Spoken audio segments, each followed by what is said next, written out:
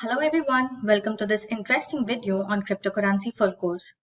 In this video, we will explore all the important features and concepts revolving around cryptocurrencies, and we'll also come across some of the very interesting facts and figures about them, starting with understanding what cryptocurrency is. Then, we will explore some very important and popular cryptocurrencies according to market cap, starting with discussing facts and components about Bitcoin, followed by how to mine Bitcoin, after which we will understand what Ethereum is, and we'll explore its upgrade as well as how we can mine Ethereum. After that, we will have a comparison between Bitcoin and Ethereum. Then we will explore our third crypto, Dogecoin, and its various components like Dogecoin Mining, Dogecoin Wallet, and its comparison with other cryptocurrencies. Then we will jump into the other side and explore some of the other popular aspects of cryptocurrencies like NFT, Solana, and Shiba Inucoin. We will then conclude this video by discussing the recent downfall of crypto market. By the end of this video, I can assure you that you will have thorough knowledge as well as a clear picture of cryptocurrencies and crypto market. For this training with me, I have our experienced blockchain specialist Rahul. Together, we will take you through the various important keynotes of cryptocurrency. So let's start with an exciting video on cryptocurrency full course. Before we begin, make sure to subscribe to our YouTube channel and hit the bell icon and never miss an update from Simplilearn. Meet Frank and Daniel. One day they decide to go for a trip to Venice. They made a budget list for all their expenses like residence, flight, etc. They thought of making their bookings online from a site that offered discounts to the first 10 visitors on that day. While making their respective flight bookings, Daniel's transaction failed and he missed the offer going on. On the other hand, Frank paid his share very quickly and easily, and became one of the 3 lucky draw winners. Daniel was surprised and asked Frank how he could make the transaction when Daniel himself could not. To which his response was, "It's simple. I used Bitcoin, a type of cryptocurrency." Daniel was confused, and he asked what cryptocurrency is, and since when has it been in use? Frank stepped up and explained to him. Cryptocurrency is a virtual or digital currency that works on blockchain technology and is designed to work as a medium of exchange online to buy goods and services and make payments, which was introduced to the world first in 2013 by Satoshi Nakamoto. Daniel felt that it sounds similar to other online payment options. He asked what makes it so different. Frank explained, cryptocurrency is decentralized and free from any third-party interference, which means it is not issued and controlled by any government or central authority, unlike other payment systems that banks or governments are handling. And that's why a cryptocurrency transaction never fails. There could be many reasons for why Daniel's transaction failed, like he may have exceeded his transfer limit, or his account must have been hacked, or there could have been some technical issue with his bank server, or maybe due to high transaction fees imposed by the bank. But on the other hand, cryptocurrency charges almost no or very low transaction cost. There is no limit for making transactions. In fact, you have 24/7 access to your money. There is no extra delay or extra charges on making international transactions. And the best part is that anybody can use cryptocurrency without the hassles of paperwork. All you need to do is create an account on any digital wallet of cryptocurrency. This is what makes cryptocurrency different from other online payment options. Daniel was impressed by cryptocurrency, but he wondered how it works without the control of an external authority. Upon research, he found out that cryptocurrency works on blockchain technology. Blockchain is a set of blocks that record information of transactions, like who made the transaction to whom, the amount of trade in the form of a digital ledger that is distributed across the entire network, meaning the data is replicated and stored on each node across the entire blockchain network, making it more secure and impossible to change, hack, or cheat the system. Then it is verified and validated by every node to proceed with the process of making the transactions. The crypto in cryptocurrency stands for cryptography, which is a method of using encryption and decryption to secure the data in the presence of any third party with ulterior motives. Now Daniel was completely aware of the whole technology and concept behind cryptocurrency, and was influenced by Frank to adopt cryptocurrency in his daily lifestyle too. He did that by booking his ticket, but sadly, no discount. Like Daniel, cryptocurrency has influenced and impacted an enormous number of people worldwide. Due to this increasing popularity, new companies like Meitu and PayPal are coming forward and investing in cryptocurrency every day. In 2018, Malta, an island located in the Mediterranean Sea south of Italy, was titled Blockchain Island, as it led to the economic stability of the nation. Many fintech companies like Binance and OKX have already begun to take advantage of Malta's financial incentives and have moved their headquarters to the blockchain island. So, here is a question for you. Which hashing algorithm does cryptocurrency use?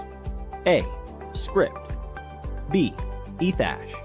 C. SHA-256. D. None of the above. Please give it a thought and drop your answers in the comments section below. 3 lucky winners will receive Amazon gift vouchers. Cryptocurrency is revolutionizing finance and banking around the world. Thanks to cryptocurrency, now anyone with an internet connection can trade, spend, and borrow money around the world, and nobody can stop them. People like Bill Gates, co-founder of Microsoft Corporation, and Elon Musk, CEO of Tesla, support cryptocurrency, as it is much better and secure than physical money and also holds a great future for the world's economy.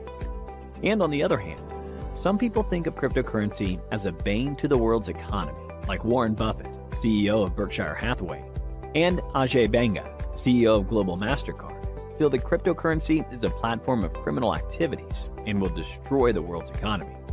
Well, one thing is clear, that this conflict is going to stay put for a little longer. Hi guys, today we're going to talk about 10 things you didn't know about Bitcoin. Firstly, we have the mysterious creator.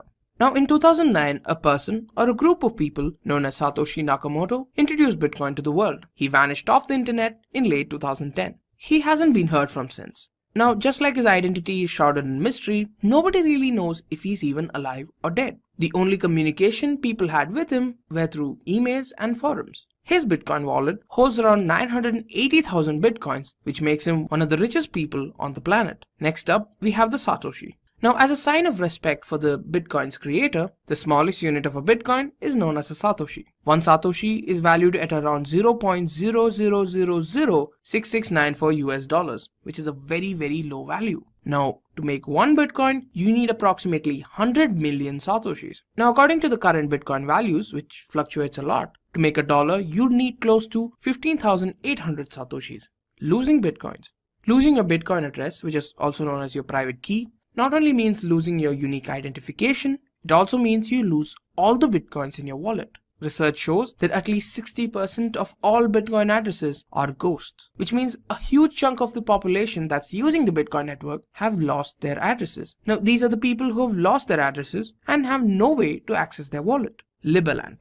Now, in April 2015, a micronation between Croatia and Serbia known as Liberland was born. Now, this was founded by Vid Jelka, a politician, publicist, activist, and the president of Liberland. Now, the official currency of Liberland is Bitcoin. Now, the government took this move believing that Bitcoin and its underlying concepts of blockchain provides a secure and transparent method for recording electronic, financial, and physical assets. Processing power. The process of mining Bitcoins is an expensive process. Now, you pay a high toll to do this, like your money, your time, and electricity. Now, mining Bitcoins requires servers that are used for that specific purpose alone. Now, the faster you process the data, the faster the block can be added to the blockchain, and the faster you're rewarded with Bitcoins. Power consumption. Now, just imagine how much electricity Ireland consumes in a year. Approximately 5,000 kilowatt hour. Now, how much do you think all the Bitcoin mining farms together consume? 60 terawatt hours, which is approximately 6 into 10 raised to 10 kilowatt hours, which is a large amount of power. Now, the entire country of Ireland, which is the second most populated city in Europe and has 84,421 kilometers square of area, consumes lesser electricity than all these farms combined. Bitcoin ban. Now, although several countries around the world, like Canada and America, have wholeheartedly accepted Bitcoin, there are some that haven't. Countries like Bolivia, Iceland, Bangladesh, and Ecuador have completely banned the usage of Bitcoins. There are also countries like India, Thailand, and Iran who ask their residents to be careful while using cryptocurrencies. They haven't completely banned it, however. They do not accept it as a legal tender though. Limited number. There's a limit to how many Bitcoins can exist in the market. This number is capped at 21 million Bitcoins. As of this moment, 17 million Bitcoins are already in circulation. To give you an idea, that's almost 80% of the 21 million already done. But don't worry, until 2140, we will still have bitcoins to mine. This is because of how miners are rewarded. Now, miners are rewarded with 12.5 bitcoins for each block added to the blockchain, and every 4 years, the reward reduces by half. The next halving is supposed to occur in 2020, where the reward reduces to 6.25 bitcoins.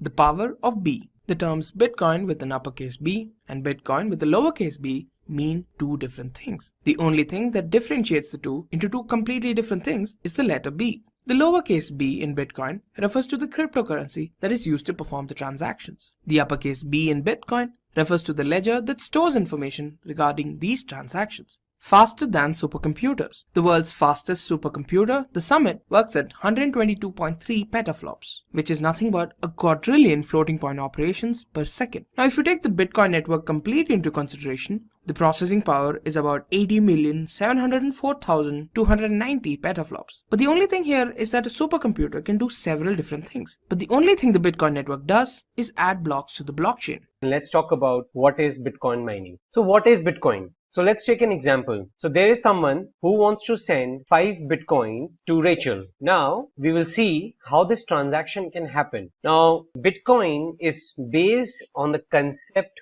of digital currency. Anyone across the globe can transfer amount in Bitcoin irrespective of the geography from anyone to anyone. So basically you need to just open an account on the Bitcoin network, have some bitcoins in it, and you can transfer it. Either you can purchase the bitcoins online through some exchanges, or you can mine it. So once you have bitcoins in your account, you can transfer it to someone you want whose address you have. Now, do you want to know how this transaction works? Well, this transaction is done by Bitcoin mining. So we will go deep and understand that how the Bitcoin transaction works, what all entities are involved behind the scenes in order to maintain the sanity of the Bitcoin network and make sure that whomever you wanted the Bitcoin to reach to has reached, and there is no loss of Bitcoin in the network, and it is a successful transaction. So let's understand certain basics. So what's in it for us today? We need to know what is Bitcoin. We will understand the underlying technology, blockchain. So we will talk about that. Then we will see what are the advantages of Bitcoin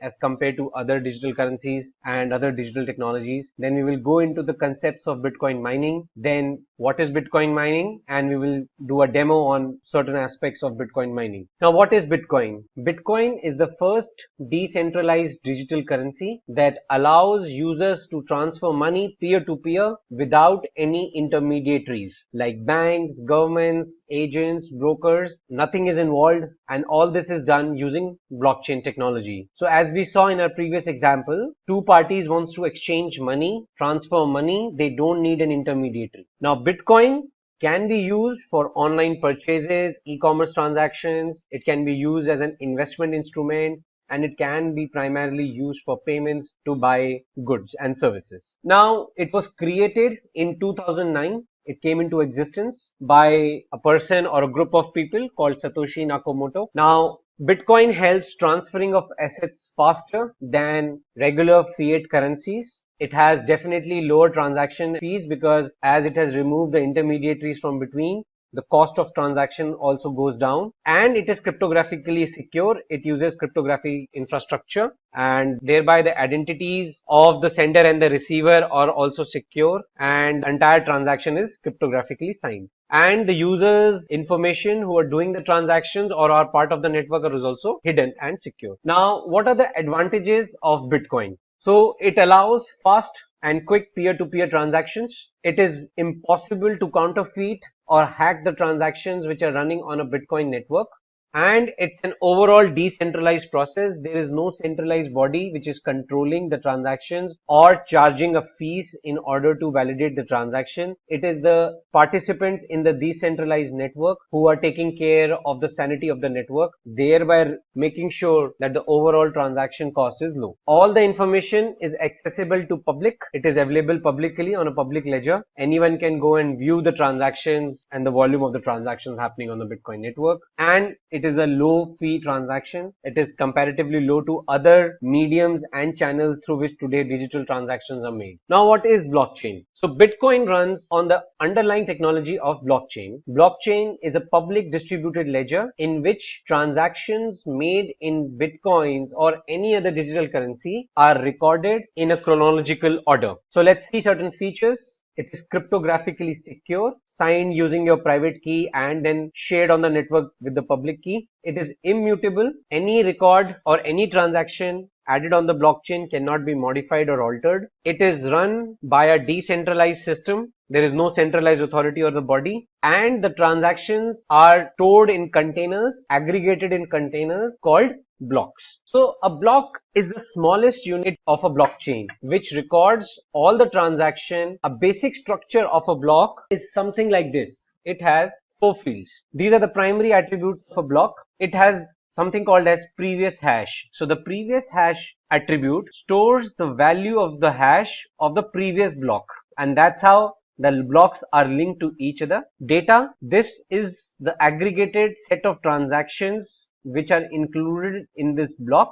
So these are the set of transactions which were mined and validated and included in the block. Nonce. So in proof of work consensus algorithm which is used in Bitcoin, nonce is a random value which is used to vary the output of the hash value. So every block is supposed to generate a hash value, and nonce is the parameter which is used to generate that hash value. And the proof of work is the process of transaction verification done in blockchain. Now, hash is the resultant hash value obtained by passing the previous hash value, the data, and the nonce through the SHA-256 algorithm to generate the hash of this block. So this is the digital signature of the block which is generated, and this is the basically identity of this block.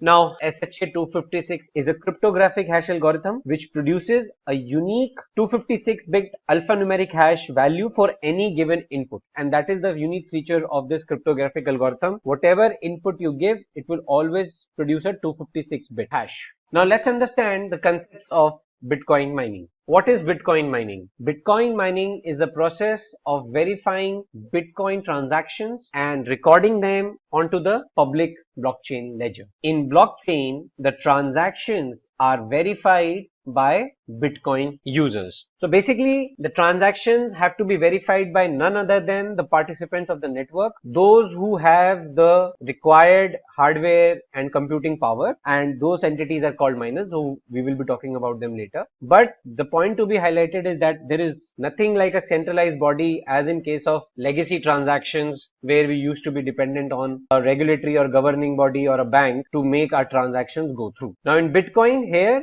any user with mining hardware and internet access can take a part. That kind of computer can be a participant and contribute to the mining community. Process is solved based on a difficult mathematical puzzle called proof of work. So every miner's job is to solve the mathematical puzzle which is called proof of work in order to validate the transaction and earn the reward. And all the miners, as they are competing amongst themselves to mine a particular transaction, the miner who first solves the puzzle gets the reward. Now users trying to solve the puzzle, as I said, are called miners. They are the participants in the network who have the necessary hardware and computing power to do all the transactions, to validate the transactions and validate it. They are called as miners. Now in order to understand Bitcoin mining, we need to understand 3 major concepts of blockchain. It is based on distributed public ledger. It uses SHA-256 encryption algorithm, and proof of work is the underlying consensus algorithm for Bitcoin mining. So distributed public ledger.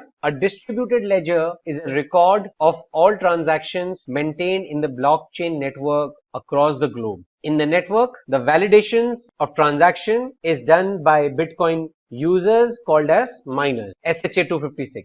Now, blockchain prevents unauthorized access by using a hash function called SHA-256 to ensure that the blocks are kept secure. They are digitally signed. Their hash value once generated cannot be altered. Now, SHA-256, it takes an input string of any size and returns a fixed length 256-bit output value, and that is the primary feature of SHA 256 encryption algorithm. You give any input, it will always give you a 256-bit output, and it is a one-way function. You cannot derive the input reversely from the output what you have generated. And third is the proof of work. In blockchain, mining is a process to validate transactions by solving a difficult mathematical puzzle called proof of work. Now, in order to do that, the primary objective of the miner is to determine the nonce value, and that nonce value is that mathematical puzzle that miners require to solve in order to generate a hash which is less than the target defined by the network for a particular block.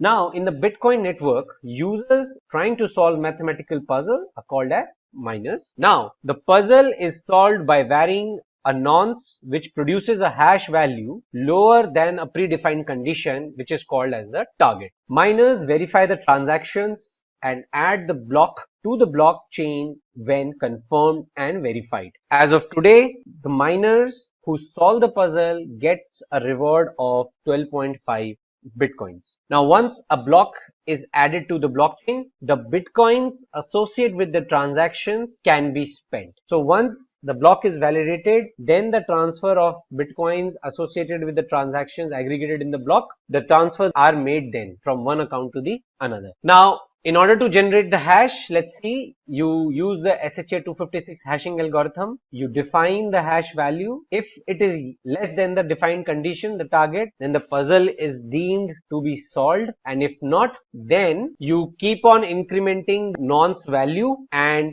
you repeat the SHA 256 hashing function, passing on to the nonce value, and you generate the hash value again, and you keep doing this process till the time you get the hash value which is less than the target. Now let's take an example. So for example, Beyonce wants to share 10 Bitcoin with Jennifer. Now in order to do that, what will be the steps? So Beyonce's transaction data is shared with Bitcoin users, the miners from the memory pool. The transaction goes and sits in a memory pool of unmined transactions. So in a memory pool, set of unmined or unconfirmed transactions wait until they are verified and included in a new block.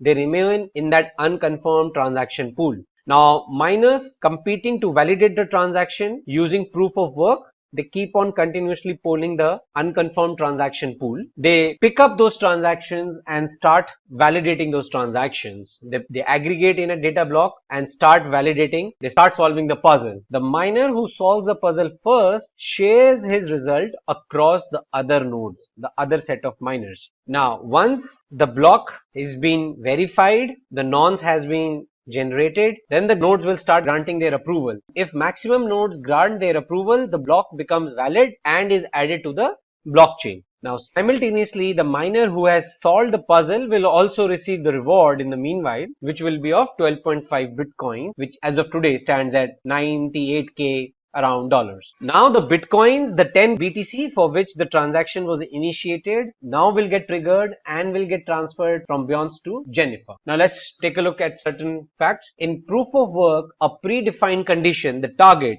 is adjusted for every 2016 block, which is approximately every 14 days. And an average time to mine a block is 10 minutes. So basically, the target keeps automatically adjusting itself to keep the block generation within the 10-minute time frame. So this is the representation. So in order to keep the time frame for block generation within 10 minutes, the target keeps on adjusting itself. Now, the difficulty of the puzzle changes, the target changes depending on the time it takes to mine a block. So this is how a difficulty of a block is being generated. It is the hash target of the first block divided by the hash target of the current block. So this is the difficulty which is being changed after every 2016 blocks. So basically, it is very hard to determine the puzzle. For other miners, it is very easy to verify what you have done. And once they give their consensus, the majority, then the block gets validated and gets added to the blockchain. Now, since the difficulty depends on the hash target, its value keep on changing after every 2016 block, as I said. And as you can see, in due course, from the day of inception of Bitcoin in 2009 till today, difficulty has increased exponentially and it has been increasing, and thereby the entire effort of mining and the computing power is also increasing. So as of what was the resources which were required to do mining in 2009, you require more hashing power, more computing power in order to do the mining today. Now, what if someone tries to hack the data? So let's see. Blockchain is a chain of blocks, ABC. Now, each block has solved a puzzle and generated a hash value of its own, which is its identifier. Now, suppose a person tries to tamper a block, the block B, and tries to change the data, which is aggregated in the block. So, if the data of the block will change, the hash value, which is the digital signature of the block, will also change. Thereby, it will corrupt the chain which is subsequent to it. Basically, the blocks ahead of block B will all get delinked because the previous hash value of block C will not remain valid. So in order for the hacker to make the entire blockchain valid for the block B which he has changed, he has to change the hash value of all the blocks ahead of block B, which will require huge amount of computing power, which will be next to impossible. So as you see, the results in the following block being invalid. So with this whole thing, the blockchain is making sure that the entire sequence remains non-hackable and prevent data modification. Now let's see what are the underlying hardware requirements for Bitcoin mining and how the hardware has evolved. So in the early days, miners used to solve the puzzles using regular processors, the controlling processor unit CPUs. Now, but it used to take a lot of time for mining, though the difficulty levels were low, but still it used to take a lot of time. Now, as I said, the difficulties level keep on changing and growing. So the miners also had to increase the processing power. So they discovered that graphical processing units, GPUs, proved to be more efficient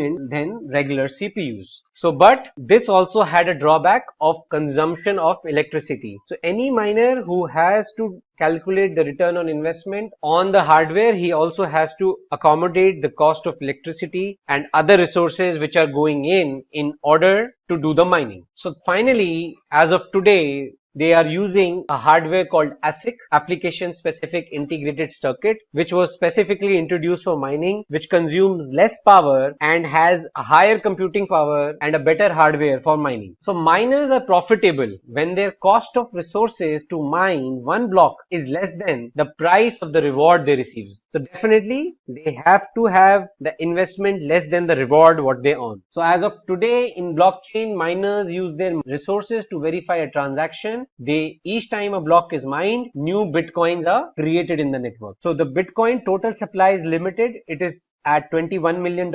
Approximately 21 million bitcoins are in supply. 17 to 18 million bitcoins have already been mined. So only 3 to 4 million are left. As of today, a reward of 12.5 bitcoin is given to the miner on doing the transaction verification, but the Bitcoin mining reward goes by the halving principle. The reward given to a miner is halved every 210,000 blocks, which is approximately every 4 years. So then after that threshold is reached, the Bitcoin reward will go down to 6.25 Bitcoins. So let's take an example of a lottery ticket where your chances of winning is difficult. So we are talking about what is Bitcoin mining pool. Your chances of winning the lottery is difficult, but in a community, if individuals buy multiple lottery tickets and pool their tickets together, then this will increase their probability and chances of winning more. So suppose you won the lottery, then based on the contribution, the reward is distributed amongst all the participants. Bitcoin mining pool is a similar thing. It's a process where multiple nodes share their resources together to mine a block. Now when a block is solved, the miners split the reward equally based on the amount of processing power they have invested. So it takes the pool members to generate a final hash value. Then it checks how much amount of work was contributed by each pool member. And as a result, the Bitcoin reward gets distributed proportionally amongst the participants. Now let's take a look at a demo on how can you see what is the Bitcoin reward. Now this is an actual block of the Bitcoin network. As you can see, this is a block and this is the block reward, 12.5 Bitcoin. So this was a block which was mined.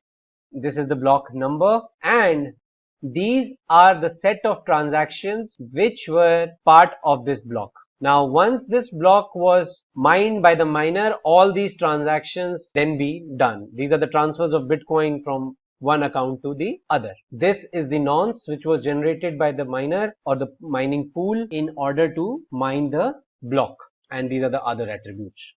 And if you take a look at this URL, this is an example of a mining pool. It's a demo account where the participants have shared their mining resources and they are mining it in a pool. And see, this is the reward for which they are mining. This is the unconfirmed reward. This is the confirmed reward. This is what they have already validated, and this is what they have earned so far. So these are the hash, these are the block numbers which they have mined. Ethereum and its concepts. Ethereum. Simply put, while Bitcoin is defined as digital money, Ethereum is a decentralized platform that runs the smart contracts exactly the way they are programmed, without any downtime, fraud, and third-party interference, and also has its own cryptocurrency called Ether. Ethereum aims to enable innovations in 3 key areas: currency assurance through Ether, which serves as an innate currency for the Ethereum blockchain; decentralized autonomous organization; smart contracts. Features of Ethereum. The first feature of Ethereum is that it is secure because it is almost impossible to tamper with the transactions in the block or to add any fraudulent blocks in the network. The second feature of Ethereum is its community following.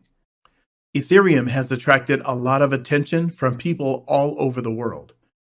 The third feature of Ethereum is its corporate-friendly structure. The platform is being leveraged by a number of corporates to test and build various applications.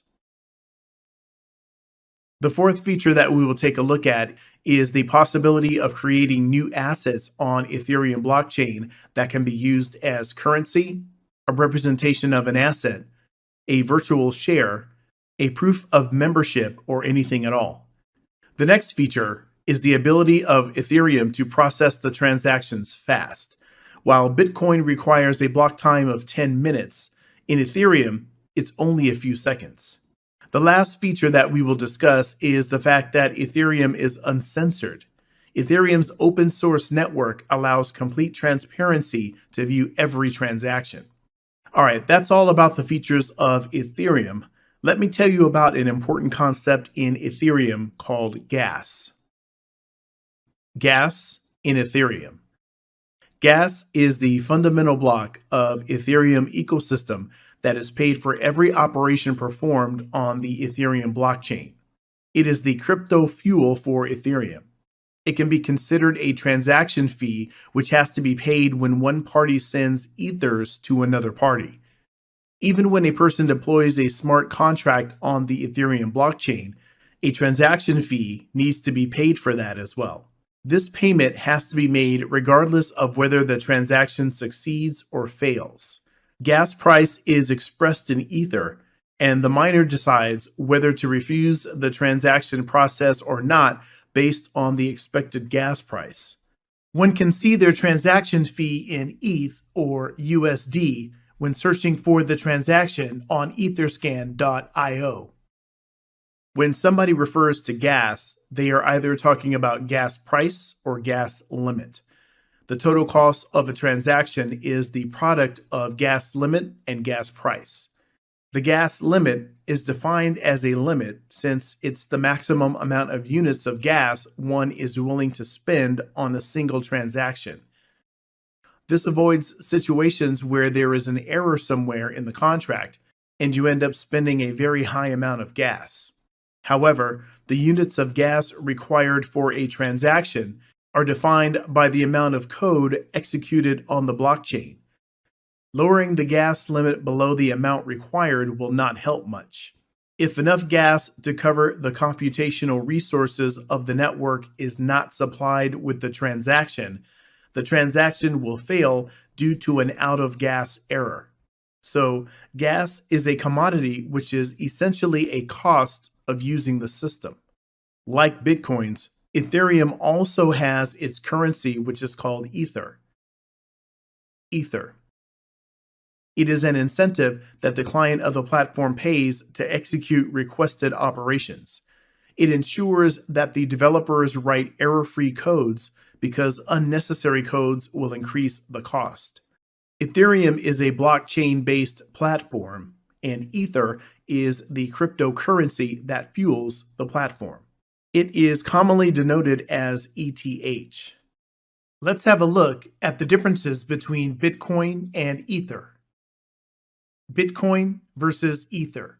The first difference is in the hashtag algorithm used by these cryptocurrencies. While Bitcoin uses SHA-256 to encrypt blocks of blockchain, Ethereum uses Ethash to encrypt blocks. Technically, both are one-way cryptographic hash functions. The second difference is in the use of Bitcoin and Ether.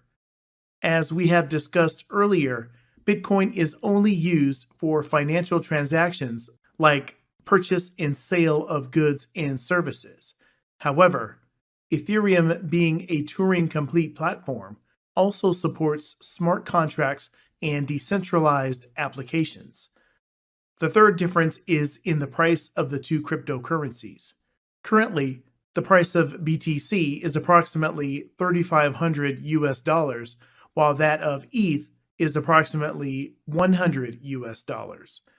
The market cap of BTC is almost 6 times greater than that of BTC, even though ETH has a higher circulating supply.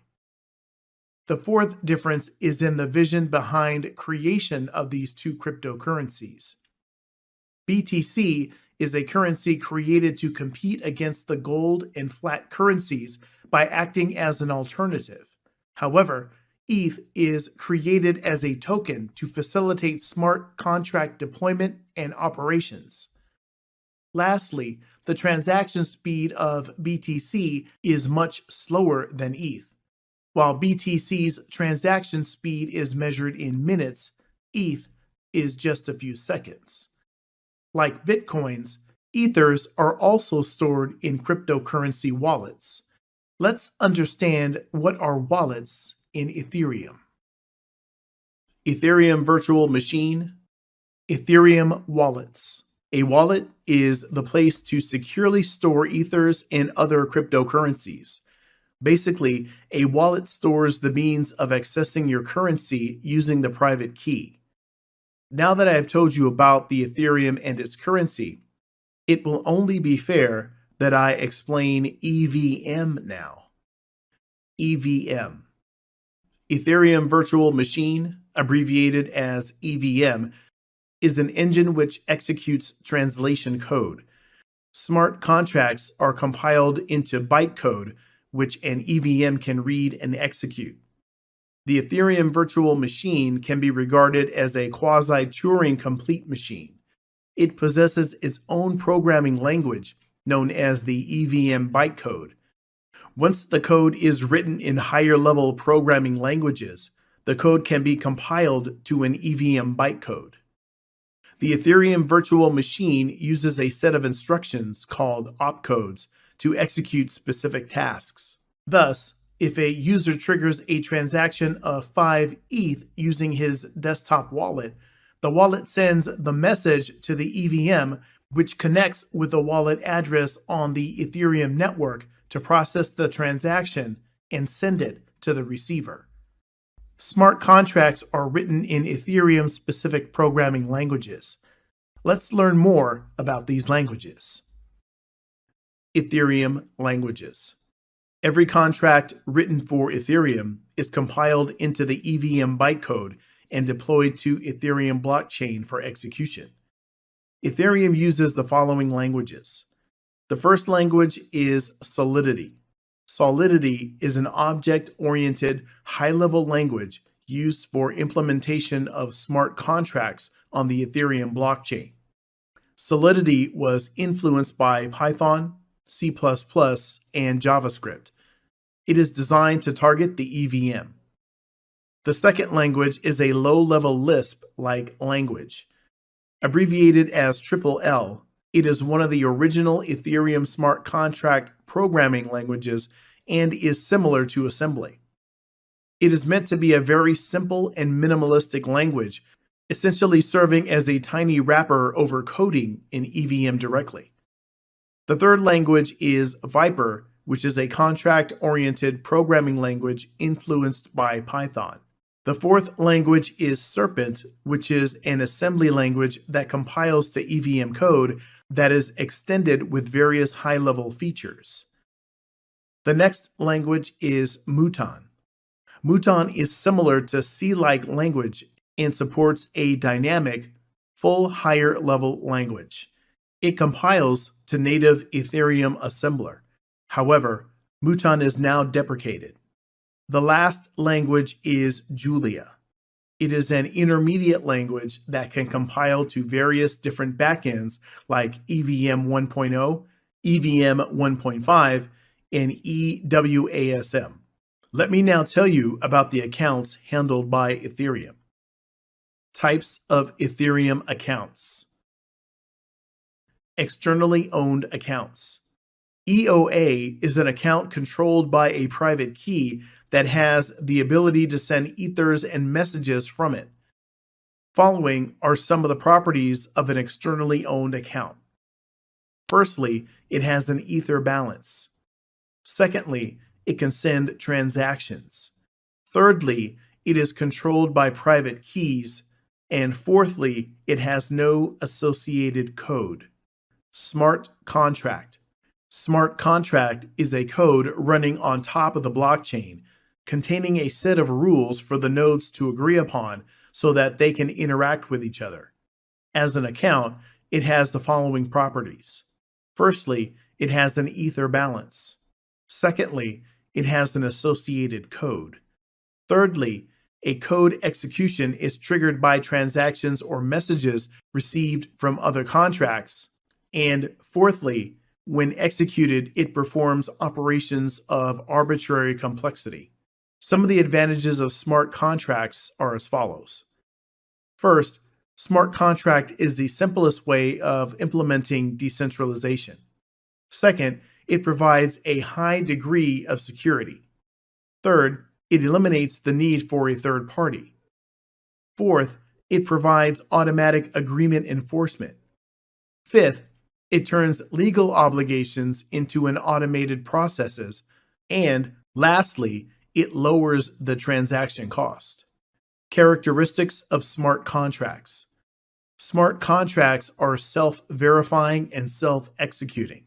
They operate autonomously to execute the terms of the contract and verify the transactions without the need of a third-party intervention. The elimination of third parties reduces the cost of operations and further makes the contracts tamper-resistant. Process of smart contracts.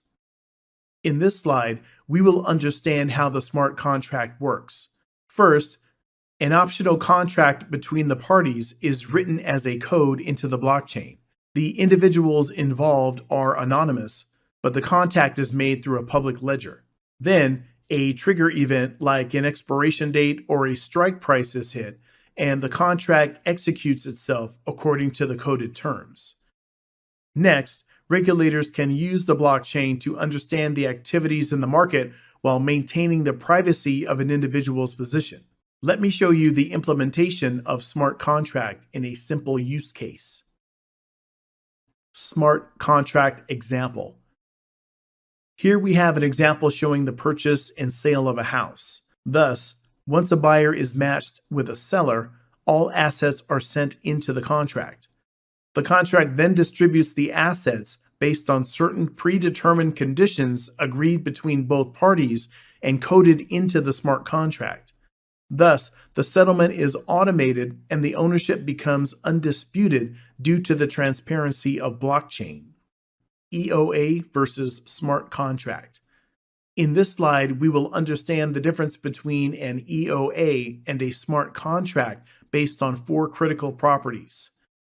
Nonce. In an externally owned account, nonce represents the number of transactions sent from the account's address.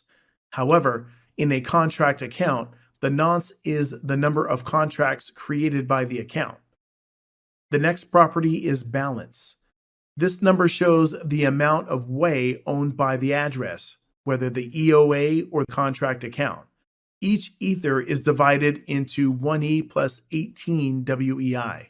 The next property is code hash. It is the hash of the Ethereum virtual machine code of an account. This is the code that gets executed if this address receives a message call. It is immutable and thus it cannot be changed once the construction is done. For externally owned accounts, the code hash field is the hash of the empty string. For contract accounts, this is the code that gets hashed and is stored as the code hash. The last property is storage root. It is a 256-bit hash of the root node of a Merkle tree that encodes the storage contents of the account encoded into the tree as a mapping from the keycac 256-bit hash of the 256-bit integer keys to the RLP encoded 256-bit integer values. This tree encodes the hash of the storage contents of this account and is empty by default. That was all about the Ethereum concepts and accounts. Let's understand the process of mining now. Ethereum mining.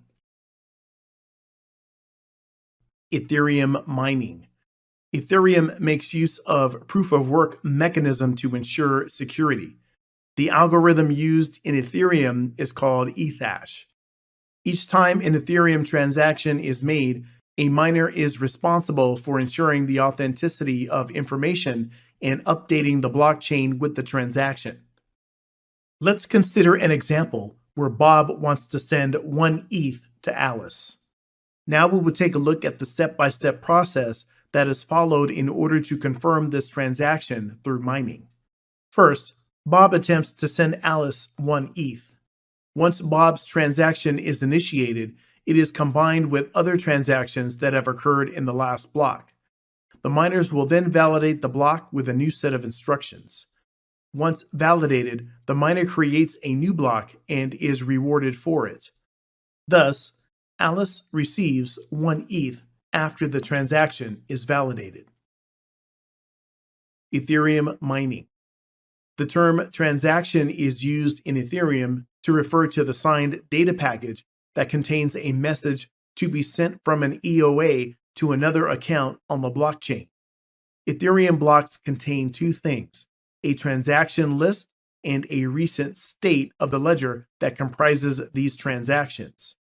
In the example shown on the screen, we can see a transaction where one wallet sends 20 ETH to another wallet. The diagram shows the previous state and the next state for the transaction. State storage. The states are assembled into a state tree that is linked to the account and the block. The Ethereum includes state roots that store the root hash of the hash tree, which represents the system state when the block was created. Now we will take a look at the step-by-step process to see how Ethereum stores transactions. First, a hash is generated for each transaction. Then pairs are selected and a hash is generated for each pair. This way, the last remaining hash becomes the root. The block header, as seen in the image on the screen, contains the previous block hash and 3 Merkle trees. These trees are to maintain the state, to maintain the transactions, and to maintain the receipts. Also, each block always refers to its previous block's hash. Ethereum ecosystem. Types of Ethereum tools. The Ethereum ecosystem consists of 8 major tools. They are Geth, Ganache, Parity, MetaMask, Mist Wallet, Swarm, IPFS, Whisper. Now, let's move forward and take a look at each of these in detail. Geth. Geth is a multi-purpose command line tool that runs an Ethereum node implemented in Go. It is the official Golang implementation of the Ethereum protocol and is commonly used to interact with the Ethereum network. Though there are several ways to download Geth, The fastest one is to get it from the ethereum.org website. Next, we have Ganache CLI.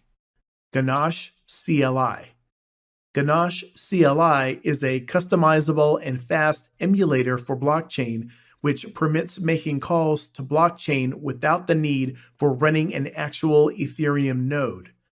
Following are some of the properties of Ganache. Firstly, transactions are mined instantly. Secondly, no transaction cost. Thirdly, accounts can be recycled, reset, and instantiated with a fixed number of Ether without the need for faucets or mining. Fourthly, gas price and mining speed can be modified. Fifthly, a convenient GUI gives you an overview of your test chain events. Parity. Parity is the fastest, lightest, and most secure Ethereum client that provides the core infrastructure essentials for quick and reliable services. Parity is written in Rust language. It offers better reliability, code clarity, and performance. It is an Ethereum client that is integrated directly into your web browser. Apart from allowing the users to access the functions of basic Ether and token wallet, it also serves as an Ethereum GUI browser. It provides access to a diverse range of Ethereum features, including dApps. MetaMask. MetaMask turns Google Chrome into a browser that allows the users to send and receive transactions and also fetch data from the blockchain. It is a browser-based wallet which can be added as a plugin to your Chrome browser. It permits you to run Ethereum dApps directly from your browser without the need for running a full Ethereum node. MetaMask accounts. Practically, it is unrealistic for everyone in the world to run a node to interact with the Ethereum blockchain. To overcome this, MetaMask hosts a number of nodes so you don't have to. A user simply needs to install MetaMask and can automatically get connected to the nodes. Thus, you can use the Ethereum blockchain seamlessly. Let's talk Mist, which is another important tool of the blockchain ecosystem. Mist Wallet. Mist Wallet is the end-user interface for Ethereum that is developed for browsing and using dApps. Mist is an official Ethereum wallet. It was developed and distributed by the team which is responsible for the management of Ethereum ecosystem. It is usually used by developers who want to create, deploy, and use smart contracts. It is a full node wallet, which means you'll have to download the entire Ethereum blockchain onto your computer. Some of the applications of Mist Wallet is as follows. First, sending and receiving transactions. Second, storing Ether. Third, creating multi-signature wallets.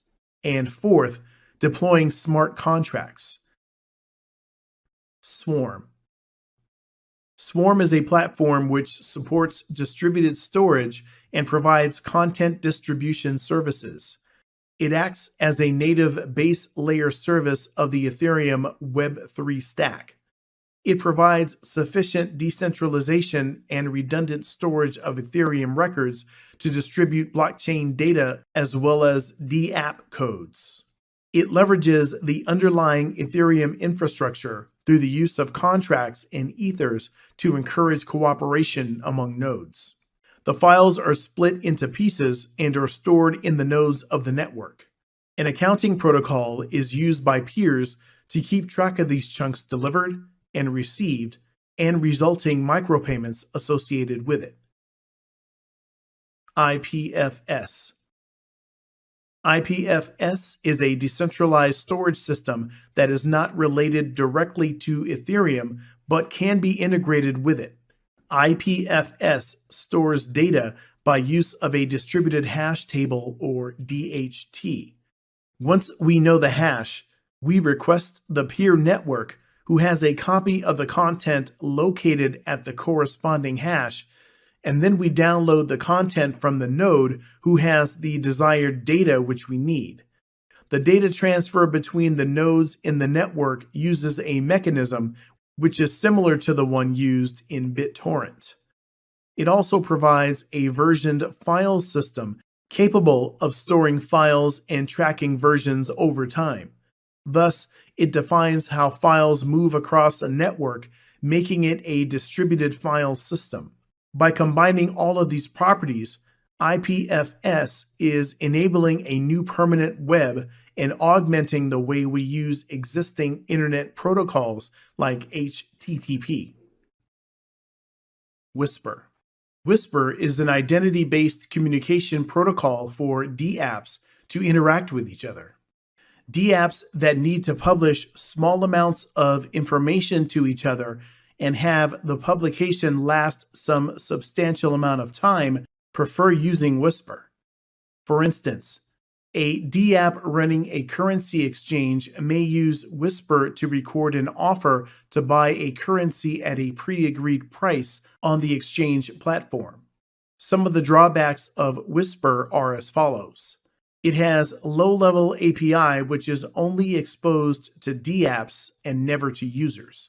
Second, it has low bandwidth and is not designed for large data transfers. Third, it has uncertain latency. And lastly, it has no reliable methods for tracing packets. Ethereum Frameworks. We'll look at two types of Ethereum frameworks. Web3.js. Web3.js is a set of libraries which permit one to interact with a remote or local Ethereum node. It can be done with the use of IPC or an HTTP connection. The key connection between Ethereum network and dApp that allows you to compile, deploy, and interact with smart contracts is called Web3.js. It gives us a way to build a website or client that can talk to the Ethereum blockchain. Let's take an example of traditional development. When you develop a website, it talks to APIs using JSON or jQuery to make AJAX calls. A website talks to blockchain using Web3 using JSON.RPC, which is similar to making a remote procedure call. Ethereum comprises of a large number of nodes which talk to each other.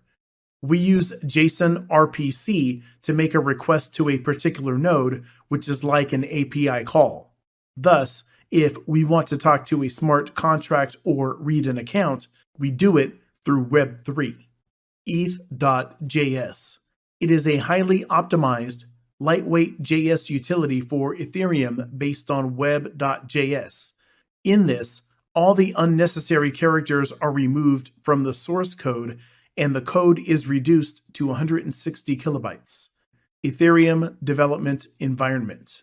The three commonly used Ethereum development environments include Remix IDE, Truffle, and Embark. Let's understand these environments in a little more detail. Remix IDE.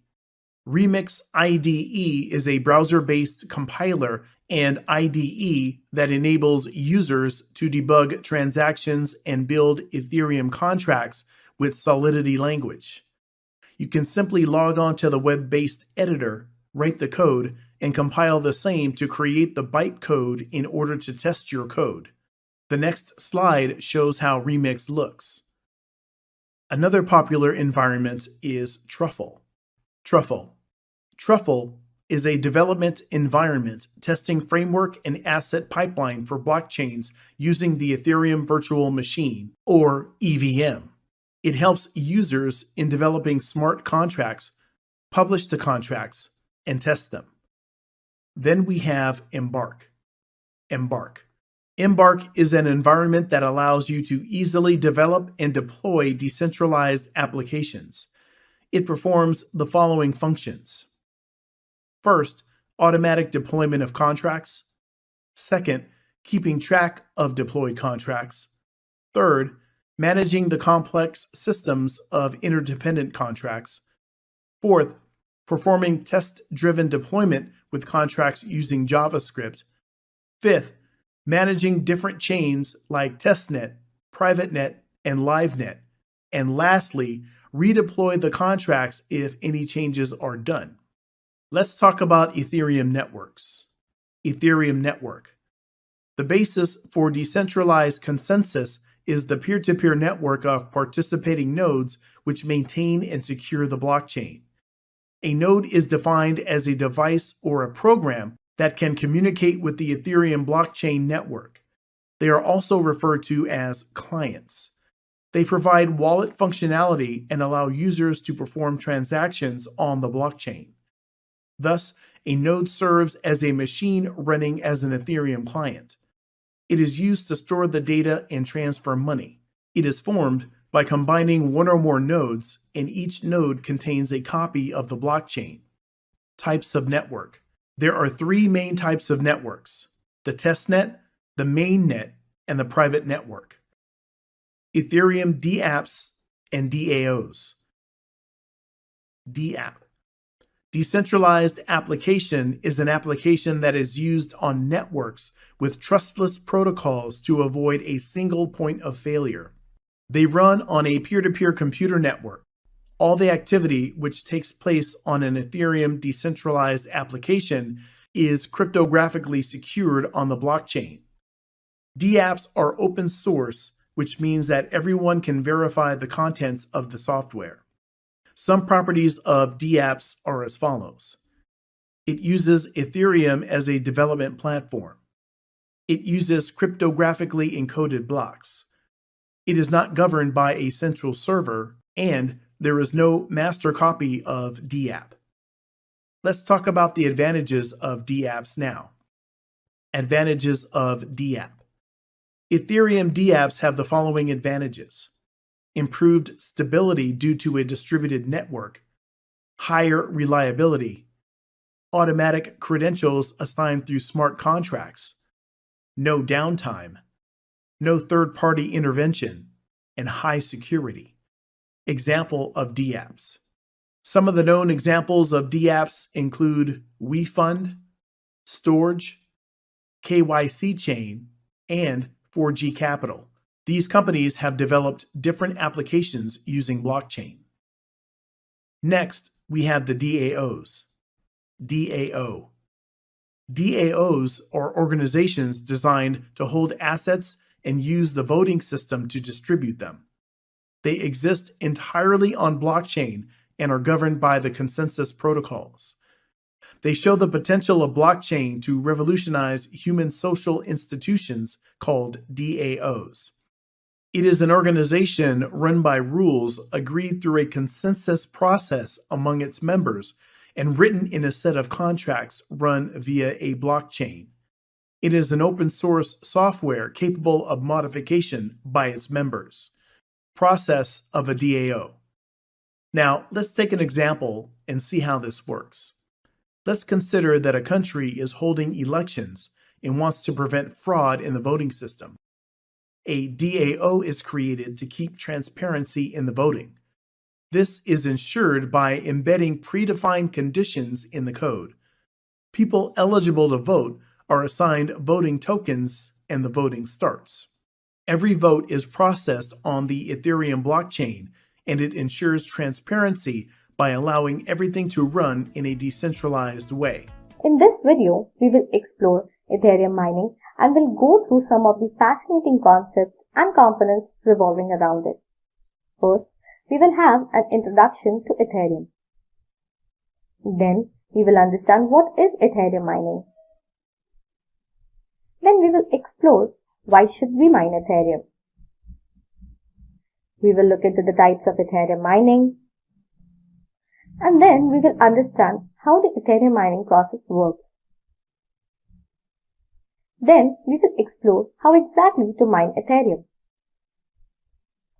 Then we will discuss, will the proof of stake transaction kill proof of work? And then finally we will find out, is mining Ethereum profitable? So without doing much ado, let's get started with the video. Let's bring you up to speed on Ethereum. Ethereum is defined as a blockchain-based computing platform that enables its developers to build and deploy decentralized applications and make sure all the transactions are cryptographically secured in the network. Ether is the cryptocurrency of Ethereum, used to build decentralized applications, smart contracts, and make standard peer-to-peer payments. Ether basically acts as fuel for the Ethereum network. It tracks and facilitates all the transactions. So that brings us to what is Ethereum mining. In simple words, Ethereum mining is a process of creating and adding a block of transactions to the blockchain network of Ethereum. It uses the proof of work consensus mechanism for mining Ethereum.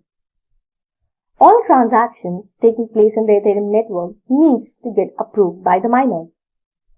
Miners is a community of people using a hashing script Ethash to solve computationally hard puzzles for successfully mining the blocks of transactions in the Ethereum blockchain network, which helps secure the network from attacks like hacking or manipulation of identity. Now let's understand why we need to mine Ethereum. The primary goal for mining Ethereum is to make money. Ethereum mining turns the act of securing the network into a relatively complex but profitable business. Also, miners receive a certain amount as a reward for mining each block of the Ethereum blockchain network, including the transaction fees paid by the users. Thus, Ethereum mining benefits each and everyone participating in Ethereum blockchain network. So, what are the types of Ethereum mining? Ethereum mining can be performed in three ways: Ethereum solo mining, Ethereum pool mining, and Ethereum cloud mining. In Ethereum solo mining, you will get rewarded only if you solve the puzzle and mine the Ethereum block first. Since here you are competing with many people and companies, you have to be very good at your work. Also, solo mining is only profitable when you have plenty of resources with you, like 100+ graphics cards. And in solo mining, having so much equipment may use a lot of electricity and space, leading to high electricity bills, and not everyone has a considerable amount of area needed. Ethereum pool mining is the easiest and fastest way to get started with Ethereum mining. In this, you work along with other people together in a single pool, and if someone from the pool gets the hash code correctly, they share the reward among everyone in the pool. We should consider a few important factors before joining a pool, like pool size, minimum payout, and pool fee. Pool size determines the number of blocks you find in the Ethereum network, and it shares rewards. As the number of miners increases, the chances to get rewards also increase. Minimum payout is the minimum amount of Ethereum you need to mine before it gets credited to your wallet. And pool fee is the amount you need to pay to continue using the pool. This amount is percentage based on the amount of Ethereum you're mining. Ethereum cloud mining, you pay someone else with the equipment to mine Ethereum for you. You pay some amount of money as fees to them for investing their time and resources. And in return, they provide you with the reward they gain by the mining Ethereum. Thus, this technique of mining Ethereum has some pros and cons too. Pros, you're not responsible for any equipment damage. You don't have to acquire all the necessary equipment and look for ample space to store it. You can sit back, observe, market, and enjoy the reward for your investment in Ethereum mining. Cons, if the Ethereum price drops, then there is no way you are getting your money back. The money you invested or the fees paid to the miner is lost.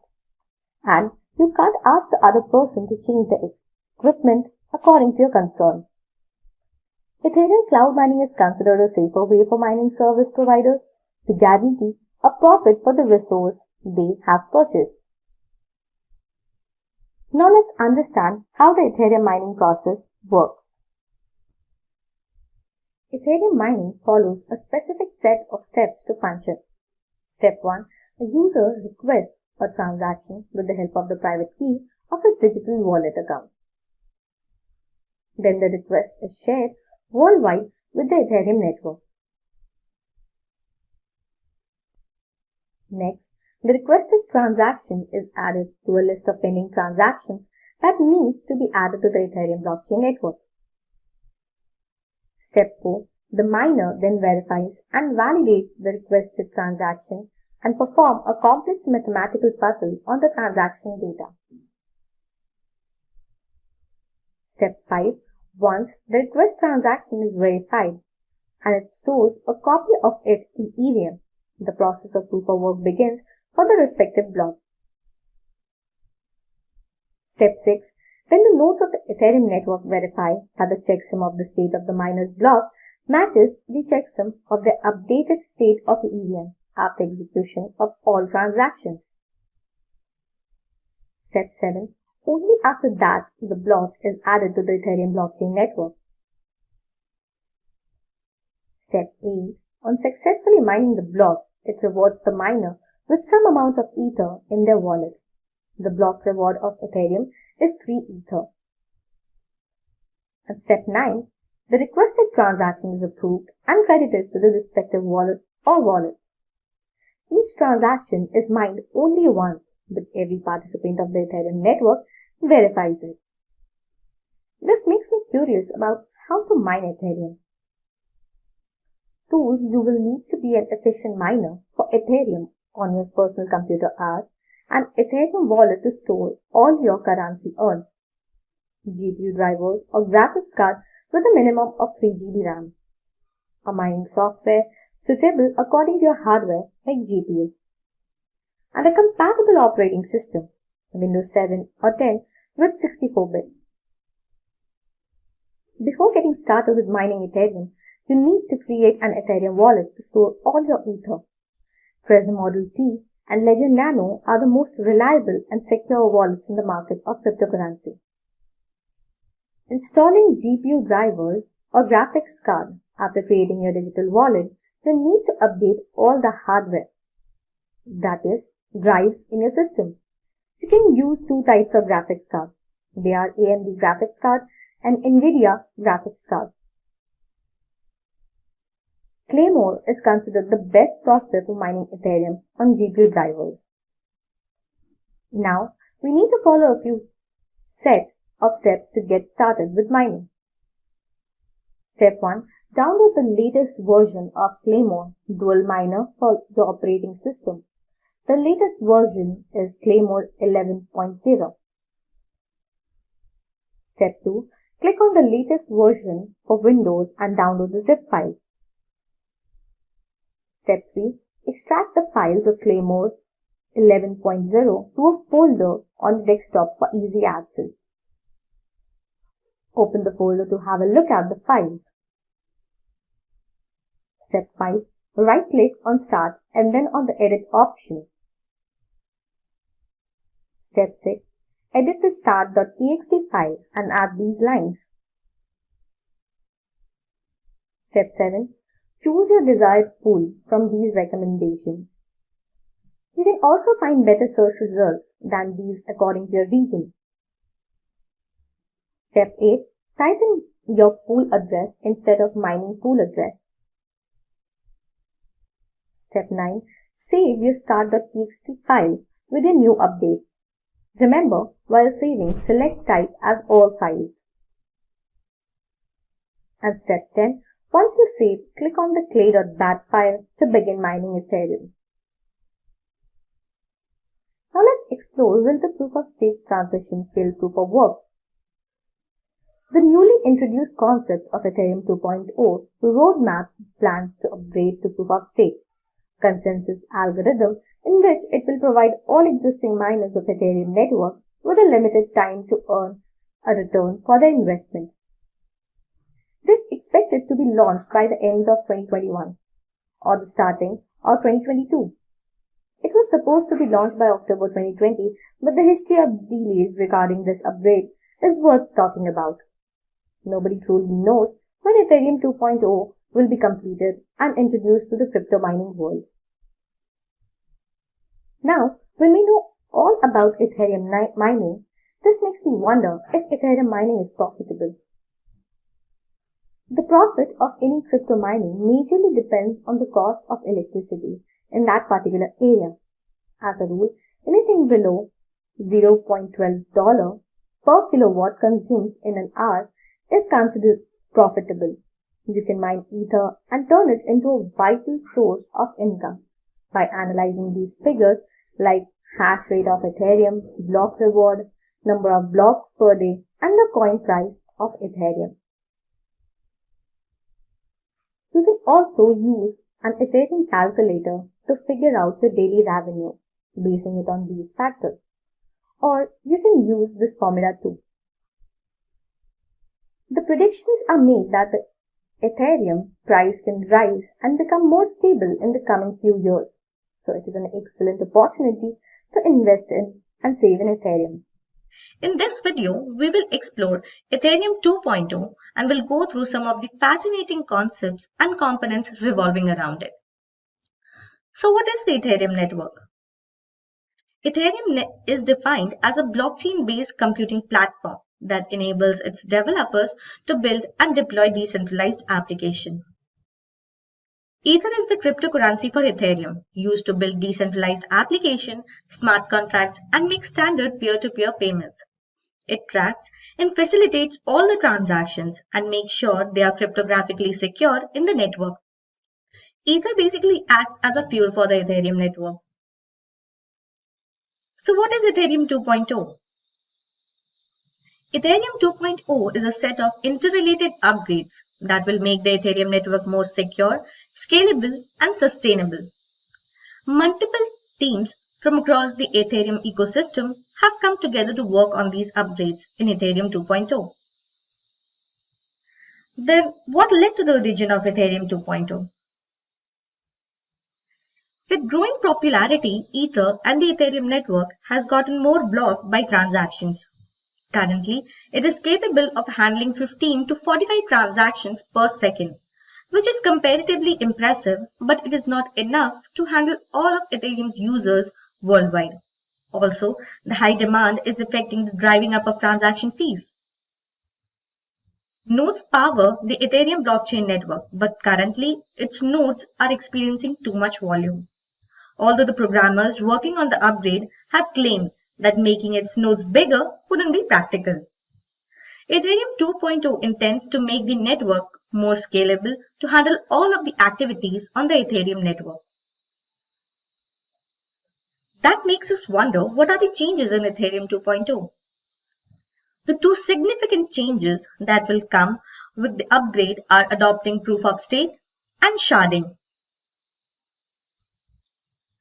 Adopting proof of stake, Ethereum blockchain implementations suffer from performance issues because they rely on a processing power intensive process known as proof of work to record and validate their transactions. The problem with proof of work's design is that it's very inefficient. Ethereum 2.0 will solve these issues by transitioning its blockchain to a more efficient proof of stake system. It will decrease the complexities faced by the network, leading to massive throughput gains for the whole network. Sharding is a process that intends to enhance Ethereum's efficiency and ability to scale. In the current version of Ethereum blockchain, all data that is added to the chain undergoes verification by all participating nodes. That means that the speed of its slowest participant limits the processing speed of the entire network. Sharding will increase the efficiency of the network resources by breaking data verification tasks among its set of nodes. And each of them will be responsible for validating and verifying just the data allotted to them. This will increase the network's overall capacity and make it much faster and efficient than its outdated version. So what is the current status of Ethereum 2.0 research? While Ethereum 2.0 has been in research and development since 2014, it has actually been making some progress. The Beacon chain went live in December 2020, introducing the staking concept, but still there is no official claim for the completion of this transition. The next phase is mainnet, merging the Beacon chain into the current Ethereum network. Mining Ethereum tokens will officially end in this phase, and staking will become the primary way to create new tokens in the Ethereum network. The last part of the transition is expected to unfold in multiple phases, like adding the shard chains to give the Ethereum blockchain network more capacity and efficiency to handle all of the demand and increase transactions per second. Although it has been a long road and there is still a good deal of uncertainty around the timing, the Ethereum developers do seem to be motivated and on their way to completing the whole transition. So, what is the future of Ethereum 2.0? If executed properly, this transition to Ethereum 2.0 could be a total game changer. It will create a modified network that could potentially process 1 lakh transactions per second and a much more sustainable network without the energy-intensive mining process. And it will introduce smart contracts worldwide, increasing the Ethereum's network utility. Furthermore, Ethereum co-founder Vitalik Buterin once said that the issuance of new token should be highly reduced under Ethereum 2.0, which could increase its demand. Given all these factors, Ethereum 2.0 seems to hold a bright future for Ethereum blockchain network. In the previous videos, we covered what Bitcoin and Ethereum are. Let's proceed further and have a look at how they both differ from each other. Did you know there are more than 1600 cryptocurrencies worldwide? And among them, Bitcoin and Ethereum have always been the top 2 most popular cryptocurrencies in the world by market cap. Also, recently, Ethereum as well as Bitcoin reached its all-time peak in worldwide trading. According to Decrypt.co, every day new companies like Me2 and PayPal are coming forward to invest in Bitcoin and Ethereum. On March 7, 2021, Me2 confirmed that it had purchased 40 million in Bitcoin and Ethereum. On the other hand, PayPal is about to launch a scheme where the public can purchase and sell cryptocurrencies, initially featuring Bitcoin and Ethereum via PayPal digital wallet. But have you all ever wondered how they compare based on their similarities and differences in various aspects? Well, before moving any further, let's have a quick look at how Bitcoin and Ethereum originated and made a benchmark in the economic system worldwide. Bitcoin was first introduced in 2009 by Satoshi Nakamoto to resolve cyber attacks, double spending, and eliminate the middleman between the transaction. It led the first revolution of digital money, which enables transparent and decentralized peer-to-peer transaction. On the other hand, Ethereum came into the picture years after Bitcoin. It was first introduced in the late 2013 by Vitalik Buterin. After that, it was very quickly and widely adopted because it offered a platform to build and run applications without any downtime, fraud, or interference of any third party. Ethereum serves as a computing platform that enables its developers to build and deploy their decentralized application. Now, let's move ahead and see the difference between them which make them compete with each other in this economy. This video will cover individual aspects for comparing Ethereum and Bitcoin's performance in that particular field. First, we will look into the introduction of Ethereum and Bitcoin. Then the algorithm they follow, the programming language, mining process of Ethereum and Bitcoin, monetary policy, transaction, and availability of these two cryptocurrencies. By time, Bitcoin has proved itself as a well-known cryptocurrency. However, Ethereum with different functionalities is giving a quite tough competition to Bitcoin. But before moving ahead, let's have an introduction to Ethereum and Bitcoin. Ethereum is a platform that builds immutable smart contracts, an application for its users without any centralized interference. For Bitcoin, it is an alternative to fiat money or physical currency.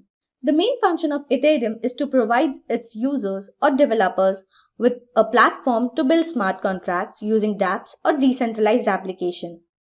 On the other side, Bitcoin only intends to be a medium of exchange of money and value stored in its blockchain network. Now let's get started and move towards the first comparison, which is algorithm. Ethereum uses the Ethash cryptographic algorithm for mining blocks in the Ethereum network.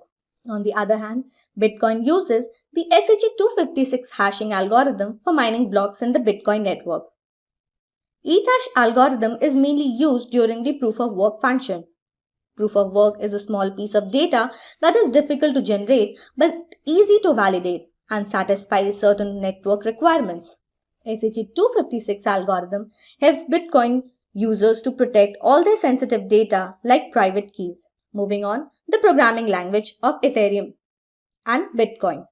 Ethereum uses Solidity. Solidity is a high-level programming language used by Ethereum for implementing smart contracts. But in terms of programming language, Bitcoin keeps it simple. Bitcoin uses C++ as its programming language. It is a stack-based programming language used to give Bitcoin software instructions on how to make transactions. As we have covered the algorithm and programming language of both cryptocurrencies, now let's take a look at the mining process of both. Mining is a process in which transactions made are validated and added to blockchain public ledger in blocks, and the people mining these blocks are called miners. Ethereum miners mine the unvalidated transaction using the proof of work method, but it aims to switch to proof of stake because it will make its network more immune to centralization, energy efficient, and stronger support for its shared chain. On the other hand, similar to Ethereum, Bitcoin miners also use the proof of work method to mine unvalidated transactions. This method is enough to function in Bitcoin network worldwide. Now let's proceed towards the monetary policy of both cryptocurrencies. But let's first understand what monetary policy is. Monetary policy is known as the process of drafting, announcing, and implementing the plan of actions taken by the competent monetary authority to control the money supply and achieve goals that promote sustainable economic growth. So, Ethereum's policy is defined by the reward paid out by its protocol. Ethereum's monetary policies are best described as minimum issuance to secure the network. Therefore, there is a constant trade-off between the transaction speed and security. But Bitcoin's monetary policy comprises of two parts, halving and block frequency. Halving event is when the reward of mining Bitcoin is cut in half, and it also cuts the inflation rate. And the block reward is the number of Bitcoins you get if you successfully mine a blockchain block. The current block reward for Ethereum is 2 Ether per block, and for Bitcoin, the block reward is 12.5 Bitcoins per block. Also, every 14 seconds, a block of Ethereum is generated, and one block of Bitcoin takes 10 minutes to generate. Monetary policies are considered to be fixed and non-inflationary. Due to this, over time, mining blocks will become more difficult. Next is transactions. Ethereum is a little bit faster than Bitcoin, with 30 transactions per second, and it takes just a few minutes to confirm it. On the other side, Bitcoin's transaction speed is 5 transactions per second, and it can take up to 60 minutes or more to confirm. Ether, the currency of Ethereum, acts as the fuel for Ethereum networks, and Bitcoin is only used as the value for real-world transactions. To compete with already present electronic cash like credit cards and Google Pay, Ethereum and Bitcoin require higher productivity to attain widespread adoption. Now talking about the availability of both cryptocurrencies, Ethereum is not limited, but it can occasionally reduce due to large network upgrades.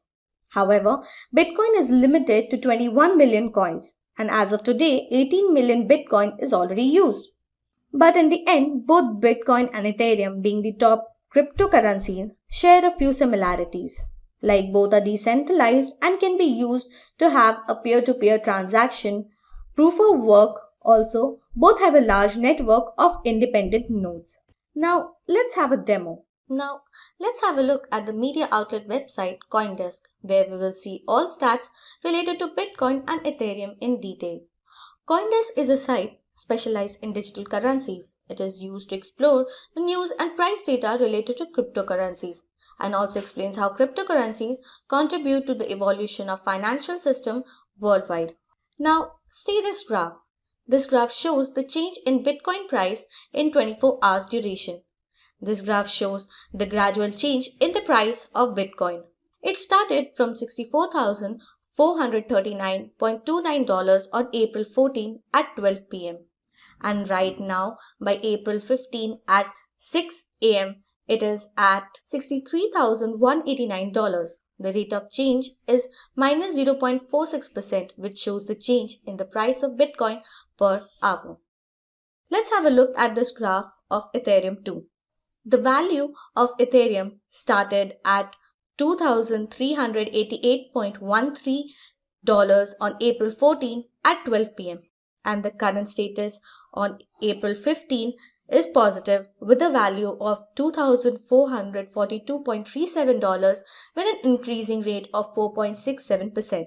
Down below, we have a metrics table that shows the change between the starting and ending value of Ethereum, the total supply of a cryptocurrency in 24 hours, the total number of transactions that occurred, and the average transaction fee for all these transactions. Now, this graph shows the current status of cryptocurrency in USD dollars. We can also see its value according to any centralized currency like Euro or INR.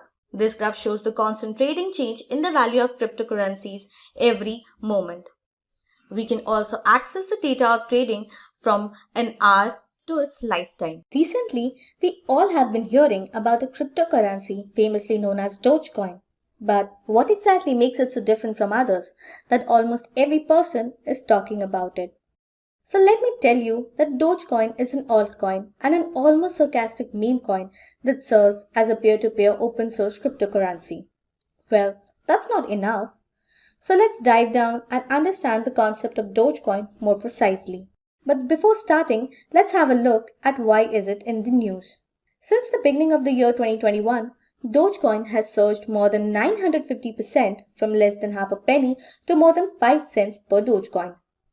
Then Elon Musk, CEO of Tesla Incorporation, took his interest in it and tweeted, "Too much concentration is the only real issue for cryptocurrency, making the owner of the Dogecoin wallet a subject of attention." Later on, others said of $10 billion. In this video, we will come across the following topics. First, we will see the origin of Dogecoin, and then we will understand what is Dogecoin, how does it exactly works, and then we will see what led to the growth of Dogecoin. What are the areas of uses of Dogecoin?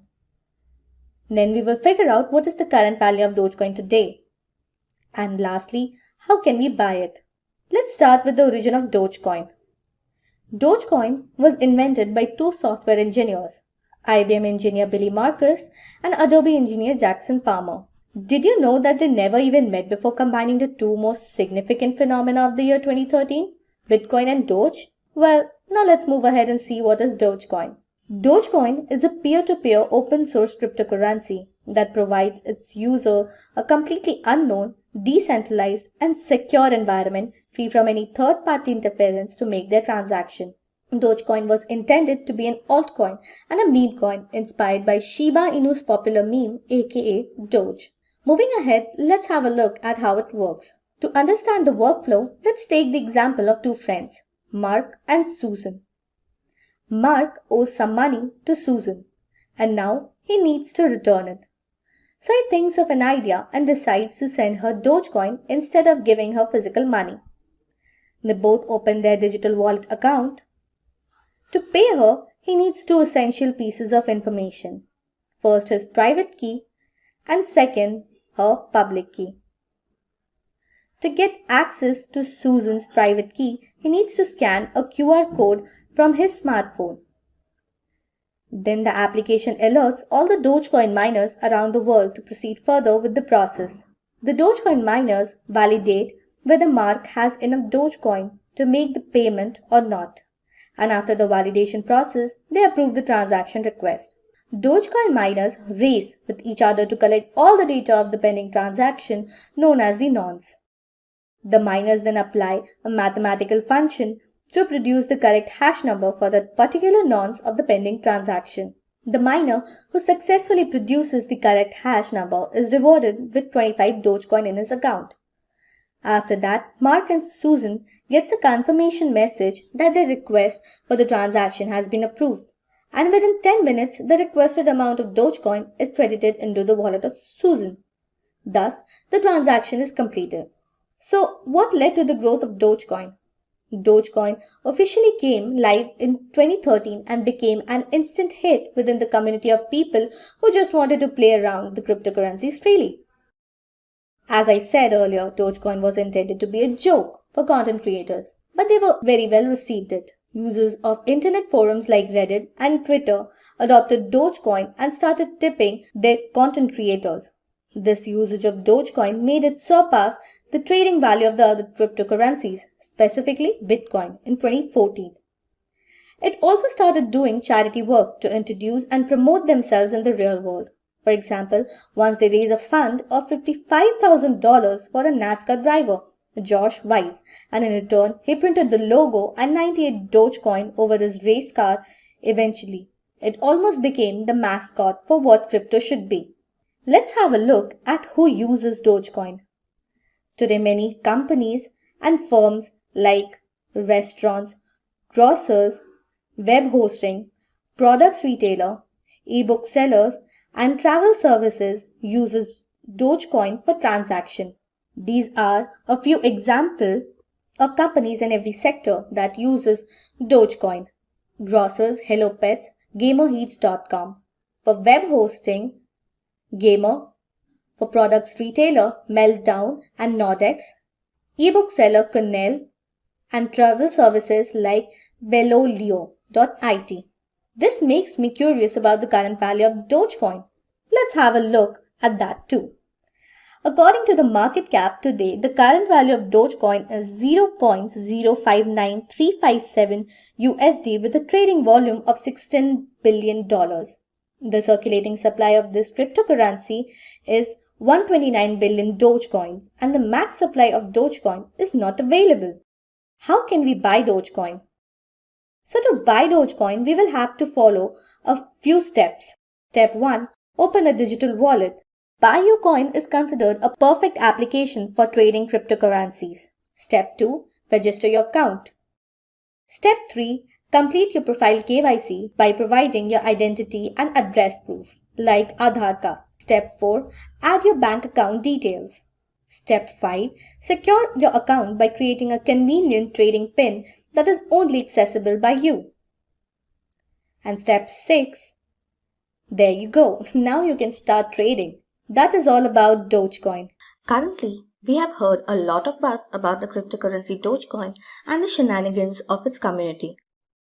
Did you know that on 20th April 2020, Dogecoin surged its value to $1, making this day named after itself as Doge Day? The supporters of Dogecoin were trying to amplify the value of it to make it $1. But how is it done in reality? How can we affect the value and availability of cryptocurrency? Well, all this is done by a process called mining. And this is what affected Dogecoin, resulting in the rise of its value. Mining coins of the Dogecoin network is called Dogecoin Mining. Now, let's move ahead and see what's in this video for you. First, we will have an introduction to what is Dogecoin. Then, we will figure out the net worth of Dogecoin today. We will understand what Dogecoin mining is. Then we will have a comparison of mining process of Dogecoin with a few other cryptocurrencies like Bitcoin. Then we will dive into how to mine Dogecoin. In this segment, first we will see types of Dogecoin mining like pool and solo. Then we will see what exactly you require to start Dogecoin mining, what hardware and software you need for Dogecoin mining.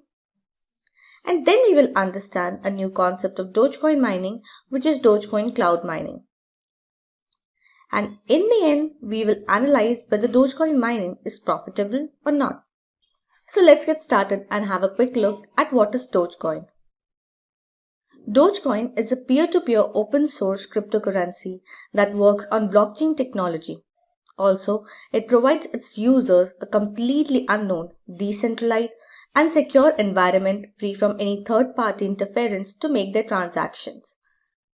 Dogecoin uses cryptography to secure all its transactions. This makes me curious to know what is the net worth and availability of Dogecoin today. According to market cap, today the current value of Dogecoin is $0.266247 USD. The circulating supply of this cryptocurrency is 127 billion Dogecoin. So that brings us to what is Dogecoin mining. Dogecoin mining is a process of validating the data blocks of transactions by solving a complex mathematical problem and adding them to the Dogecoin network. Each confirmation of transactions adds a new block to the Dogecoin network. Miners perform this process. Dogecoin miners are a community of people who perform complex mathematical solutions on the transactions for mining Dogecoin. That makes me wonder what the difference between Dogecoin mining and other cryptocurrencies mining process. Let's have a comparison between Dogecoin mining and the Bitcoin mining process. We will be comparing these crypto mining based on these factors. First, algorithm. It is a set of rules that every cryptocurrency follows for mining new coins. In the algorithm, Dogecoin mining uses Script. Bitcoin mining uses SHA-256. Script is considered a lot quicker and cheaper than the SHA-256 algorithm, making mining easier for miners of the Dogecoin network. Second is difficulty. This represents the complexities and challenges faced by miners to mine each block of the blockchain of any cryptocurrency. In difficulty, Dogecoin is 2,798,252. Bitcoin is 3,511,60,552,899. Thus, it proves that Dogecoin is easier to mine among other cryptocurrencies. Third is block time. It is the time taken by a new block of transactions to be checked, confirmed, and added to the blockchain. Block time of Dogecoin is 1 minute. For Bitcoin, it is 10 minutes. And at fourth and fifth, we have reward per block and per block USD. It is the amount in USD to the miner for each block added to the network. Block reward for Dogecoin is 10,000 Dogecoins per block, which in USD is 27.36 Dogecoins. For Bitcoin, it is 12.5 Bitcoin per block, and in USD, it is 86,391.63 Bitcoins. Moving on, finally, we have reached the most crucial point of this video. Now we will have a look at how to mine Dogecoin. Dogecoin can be mined in two ways. The first one, Dogecoin pool mining, and the second is solo mining. A Dogecoin pool is a group of people who share their computing power to mine Dogecoin transaction data and get rewarded by equal share after confirming the transaction. Solo mining is when only one person does all the work of mining and confirming transactions. The reward is awarded only to that person after confirming the transaction. Let's have a thorough discussion of the difference between Dogecoin pool mining and solo mining. In Dogecoin pool mining, you have to mine as a part of it and pay fees. In Dogecoin solo mining, you don't need to pay any fees and you mine all by yourself. Also, in pool mining, you will only get a part of the reward earned by the pool. But in solo mining, the total reward earned will be received by you only. As in pool mining, many people work together, so they mine blocks more often. And on the other side, solo mining could take a lot of time before one mine their first block. In pool mining, it takes less time to confirm a transaction as you work as a part of the pool community. On the other hand, in solo mining, it can take much longer to confirm a transaction as you do all the work and there is a lot of competition. So this was all about Dogecoin pool mining and solo mining. Let's proceed further and see what we need to start mining Dogecoin. But before we start mining, we will have to make sure that we have these things with us. A PC with any operating system like Windows, Linux, Ubuntu, etc. A good internet connection, and a digital wallet to store the Dogecoins you mine. Which hardware and software can we use for Dogecoin mining? You will need your PC's CPU, which should be powerful enough to mine Dogecoin. A GPU or graphics card can also be used for mining Dogecoin. For example, Sapphire Pulse Radeon RX 580, Asus RX Vega 64, and many more. Stripped ASIC miner is programmed to mine script-based cryptocurrencies like Dogecoin, like Bitmain Antminer L3, BWL21 Strip Miner, etc. If you are new to Dogecoin mining, then using your PC's CPU will be the right choice and CPU Miner is the most appropriate software. If you are thinking of mining using GPU or graphics card, you can have a wide range of software. Some of the best software is CUDA Miner, which works perfectly with NVIDIA products, CG Miner, which works with most GPU hardware, and Easy Miner is considered suitable for beginners. Stripped ASIC miners are considered to be very powerful hardware, and multi-miner is excellent with this hardware. Moving ahead, let's understand what Dogecoin cloud mining is. Dogecoin cloud mining is a mechanism to mine Dogecoin using rented data centers without installing any hardware and related softwares. It allows people to take an interest and participate in Dogecoin mining at a very low cost, making Dogecoin mining accessible for a broader range of people worldwide. Since the Dogecoin mining process uses the cloud, it reduces equipment maintenance or direct energy cost. This whole concept of Dogecoin mining brings me in front of one question. Is Dogecoin mining profitable? Dogecoin mining profitability can be analyzed based on power consumptions, hash rate, and cost. The Dogecoin mining calculator is used to make it simple in this calculator. The default value for the latest Dogecoin mining hash rate and latest Dogecoin difficulty target is preloaded for better results. Dogecoin mining's reward is $44,44,412.25 per year, that is 14 million Doge per year. The block time for Dogecoin is 1 minute, which means the supply of Dogecoin will never go down. After deducting mining power costs and mining fees, the final daily Dogecoin mining profit is $22.53 Dogecoin to USD with a profit margin of positive 81.72%. Also, I think Dogecoin mining is fun. So that is all about Dogecoin mining. We covered what Dogecoin is, its value today, and understood Dogecoin mining and its concepts in the previous two videos. Now let's proceed further and look at how to create a Dogecoin wallet and how to use it. Let's get started. What is Dogecoin? Dogecoin is a peer-to-peer open source cryptocurrency that works on a blockchain technology. Also, it provides its users a completely unknown, decentralized, and secure environment free from any third-party interference to make their transactions. Dogecoin uses cryptography to secure all its transactions. Now let's proceed further and have a look at the process of how to buy Dogecoin. You can buy Dogecoin by following these steps. Step 1. Create a Dogecoin wallet.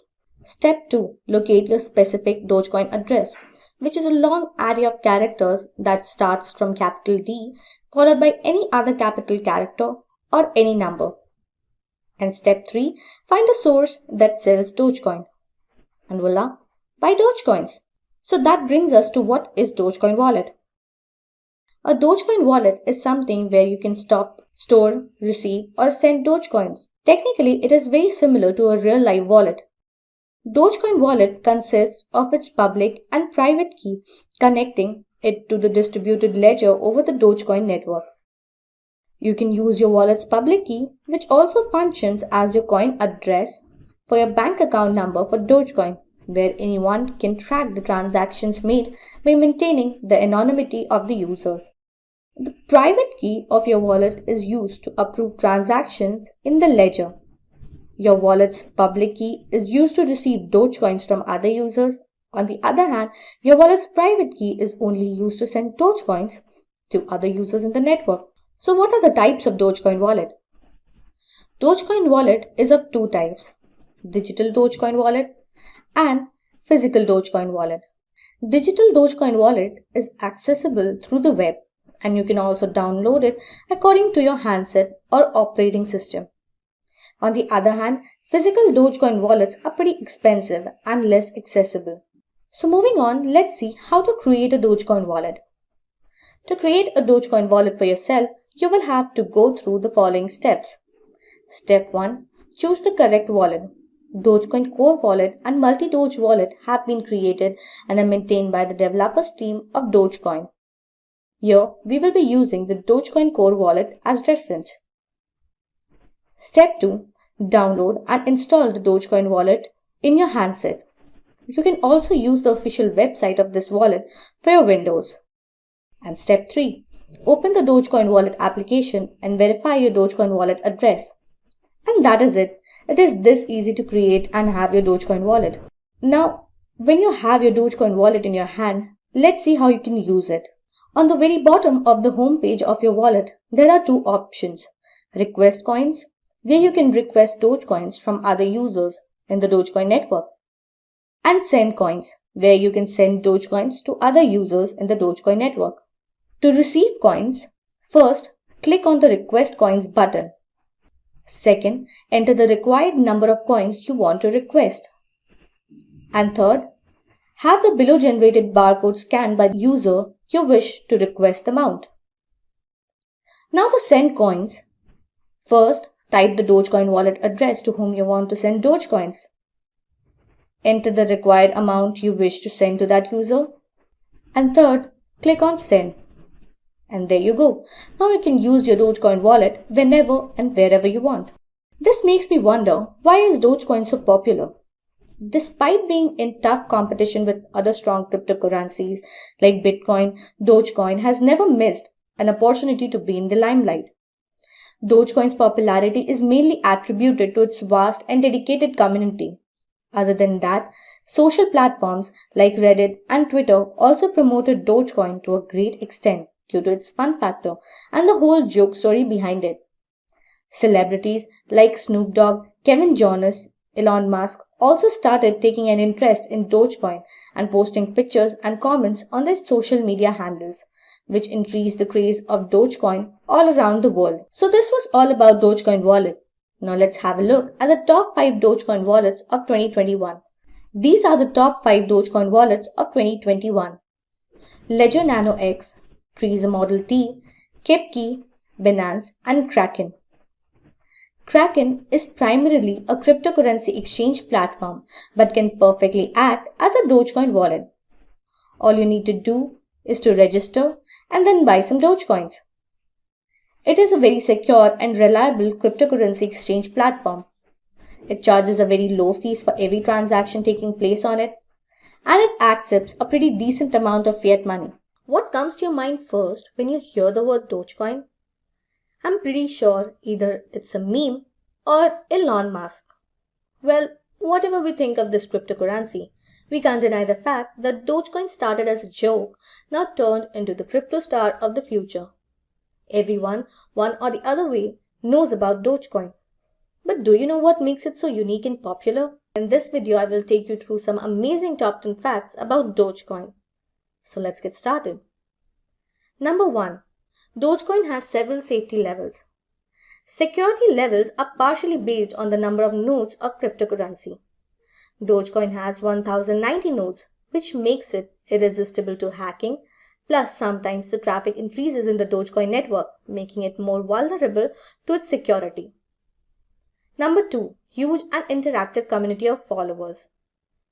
Among all other cryptocurrencies, Dogecoin today has the biggest community of followers.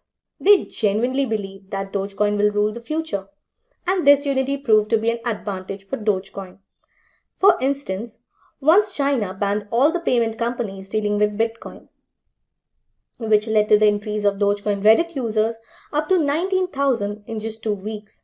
Thus, the price of Dogecoin escalated to 300%. Dogecoin's followers provide full support to Dogecoin and act in unity to try every bit to make it more popular and grow. Once they raised a fund of $55,000 for a NASCAR driver, John Weiss, who in return covered his entire car with Dogecoin and Reddit alien images. Such a beautiful family. Number 3. Dogecoin is the easiest to buy. The platform for cryptocurrency exchange provides the most convenient ways to buy Dogecoin. All you need is to create a digital wallet, which can be done on any cryptocurrency exchange platform's official website, and choose a reliable exchanger like Kraken or Coinbase. And you will also need some Bitcoins to exchange it with Doge. That's it. It is this simple to trade Dogecoin. Now you can get rolling with buying Dogecoin. Number 4. Dogecoin wallet inspired by Lucky Coin. Dogecoin was based on Lucky Coin, as both of them use the script language. To make Dogecoin more ridiculous, Palmer and Marcus added a weird feature to the Dogecoin wallet, stating that its miner could receive either 0 or potentially thousands of free coins to produce new blocks inspired by one of the quirky features of Lucky Coin. After a while, they changed the block reward to a fixed number of 10,000 to make it more feasible. Well, I think Dogecoin needs to be a little different from these cryptocurrencies, as it holds a different history of origin and growth. To maintain the faith of its community, it needs to upgrade itself a bit. Number 5. Largest circulating supply of the coin. Dogecoin in the crypto market holds the position of the largest circulating supply of coins. Since both the founders of Dogecoin wanted it to be a ridiculous joke, they thought of generating as many Dogecoin units as possible. Therefore, they ended up making a circulating supply of 127 million Dogecoin, which is relatively higher than the volume of other cryptocurrencies like Bitcoin or Ethereum. Till today, almost 113 billion Dogecoins are already mined. Every day, 10,000 new Dogecoins are released in block rewards. Every minute, roughly 14.4 million new Dogecoins entering into the circulation every day. Therefore, 5.2 billion Dogecoins per year. Dogecoin mining process is one of the fastest. At least 98.9815 Dogecoin can be mined every day. Dogecoin uses script encryption, which cannot be harvested using ASICs, making it easier and faster to mine other than cryptocurrencies like Bitcoin. Also, the block rate is 1 block per minute. This provides an excellent opportunity for miners to mine more blocks and earn as many block rewards as possible. A miner can make at least 10,000 Dogecoins as a block reward. Number 7. Market capitalization over $435 million. When Dogecoin was first introduced to the crypto world, it was supposed to be taken as a joke, but the people very well received it. This led its more value than 435 million by 2017. I don't know about others, but this value of money is a lot. Imagine if you had invested 1,000 on Dogecoin in January 2017 and then sold it all after a month. Do you know how much money you would have earned? Almost $22,000. Today, the market cap worth of Dogecoin is $70 billion, making it the 4th most valued coin. Number 8. Huge fan following in the entertainment world. Dogecoin seems to have gained a lot of popularity among celebrities like Snoop Dogg, Kevin Jonas, Gene Simmons, and Elon Musk. Recently, Kevin Jonas, the eldest Jonas brother, posted saying all I was saying Doge, showing his interest in Dogecoin. Gene Simmons from the classic rock band Kiss also made a massive revelation that he owns 6 figures worth of Dogecoin. Well, some have been posting funny pictures or comments to promote this crypto over social media, and some have been trying to change the perception of people for Dogecoin. Number 9. Widely represented on social media. Dogecoin has been widely represented on social media since its origin. Platforms like Reddit and Twitter adopted Dogecoin in its initial days and started promoting it by tipping Dogecoin to their content creators, which turned out to be a massive success for Dogecoin. Dogecoin began to catch the attention of every user on these platforms. I feel Twitter has been a slam book for Dogecoin, as every day one or the other person tweets about Dogecoin there. Later, other platforms like TikTok also started developing their interest in Dogecoin. In summer 2020, TikTok introduced a Dogecoin challenge to encourage people to invest in Dogecoin. Number 10. Elon Musk, the flag bearer of Dogecoin. When Dogecoin is mentioned, how can we not talk about Tesla CEO Elon Musk? But the question is, what makes him love Dogecoin so much? Recently, one of his followers tweeted and asked him, "Why do you love Doge so much?" He reacted that he loves dogs and loves memes. He has been so active with Dogecoin by constantly tweeting about it. His first tweet was Doge to the moon, which grabbed the attention of both the followers of Elon and followers of Dogecoin. This led to the overnight increase in the price and popularity of Dogecoin. Later, he posted a still from Lion King movie, which with his face in place of Rafiki holding Simba with the face of Dogecoin, stating that he will always have Dogecoins back. His most recent tweet was on Wednesday, May 5, 2021, the Dogecoin father SNL May 8, which is a reference to both his constant tweets on Dogecoin as well as his appearance on Saturday Night Live on May 8, 2020. In the previous few videos, we learned about what Dogecoin is, and we also had a comparison between Ethereum and Bitcoin, in which we talked about their features and concepts behind the mechanism. But in this video, we will compare and contrast Dogecoin, Bitcoin, and Ethereum based on a few related concepts around these cryptocurrencies. It will help us understand the functioning of these top cryptocurrencies and will also let us figure out the individuality of each one of them. Dogecoin was intended to be an altcoin and a meme coin inspired by Shiba Inu's popular meme, aka Doge. But it was very well received by everyone in the crypto world, and today it is the fourth top cryptocurrency. Dogecoin is a peer-to-peer open source cryptocurrency that provides its users with a completely unknown, decentralized, and secure environment to make their transactions. Bitcoin led the first revolution of digital money in 2013. Bitcoin enables transparent and decentralized peer-to-peer transaction. Bitcoin is designed to be an alternative to national currencies and intends only to be a medium of exchange and value storage. It comprises of features like a public ledger, immutability, and high transparency, making it a great platform. Ethereum came into the picture years after Bitcoin. Ethereum offered a platform to build and run applications without any downtime, fraud, or interference of any third party. Ethereum serves as a computing platform that enables its developers to build and deploy their decentralized applications using smart contracts through its currency Ether or ETH. The primary function of Ether is to help developers build smart contracts using dApps or decentralized applications. Now, let's move on to the comparison between Dogecoin, Bitcoin, and Ethereum. We will be comparing them based on few major parameters like algorithm, programming language, mining process, monetary policies, transactions, today's value, and availability.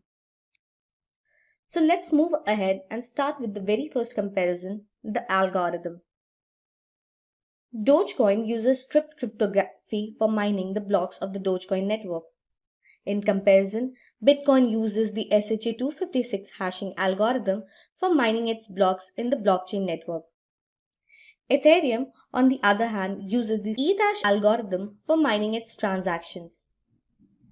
Strip language is a password-based key derivation function that is mainly used to avoid customized hardware attacks by raising the resource demands of the algorithm. SHA-256 algorithm helps Bitcoin users protect all their sensitive data like private keys or transaction details and help maintain the anonymity of the user for a much secure performance of transactions. E- algorithm is mainly used during the proof of work function. Proof of work is a small piece of data that is difficult to generate but easy to validate and satisfies specific network requirements. Moving on, the following comparison. Programming language. Dogecoin is considered to be an altcoin for Bitcoin. Both Dogecoin and Bitcoin use the same programming language, C++. It is a stack-based programming language used to give Bitcoin and Dogecoin software instructions on how to make transactions. On the other side, Ethereum uses Solidity, which is a high-level programming language used by Ethereum for implementing smart contracts. Now that we have covered programming language and the algorithm of these cryptocurrency, let's get to the following very important parameter, which is mining process. But before getting started with the comparison, first let's understand what mining is. Mining is a process in which transactions are validated and added to the blockchain public ledger in blocks, and the people mining these blocks are called miners. In terms of the mining process also, Dogecoin and Bitcoin use the same method to verify and validate the pending transaction in their networks, and that is proof of work.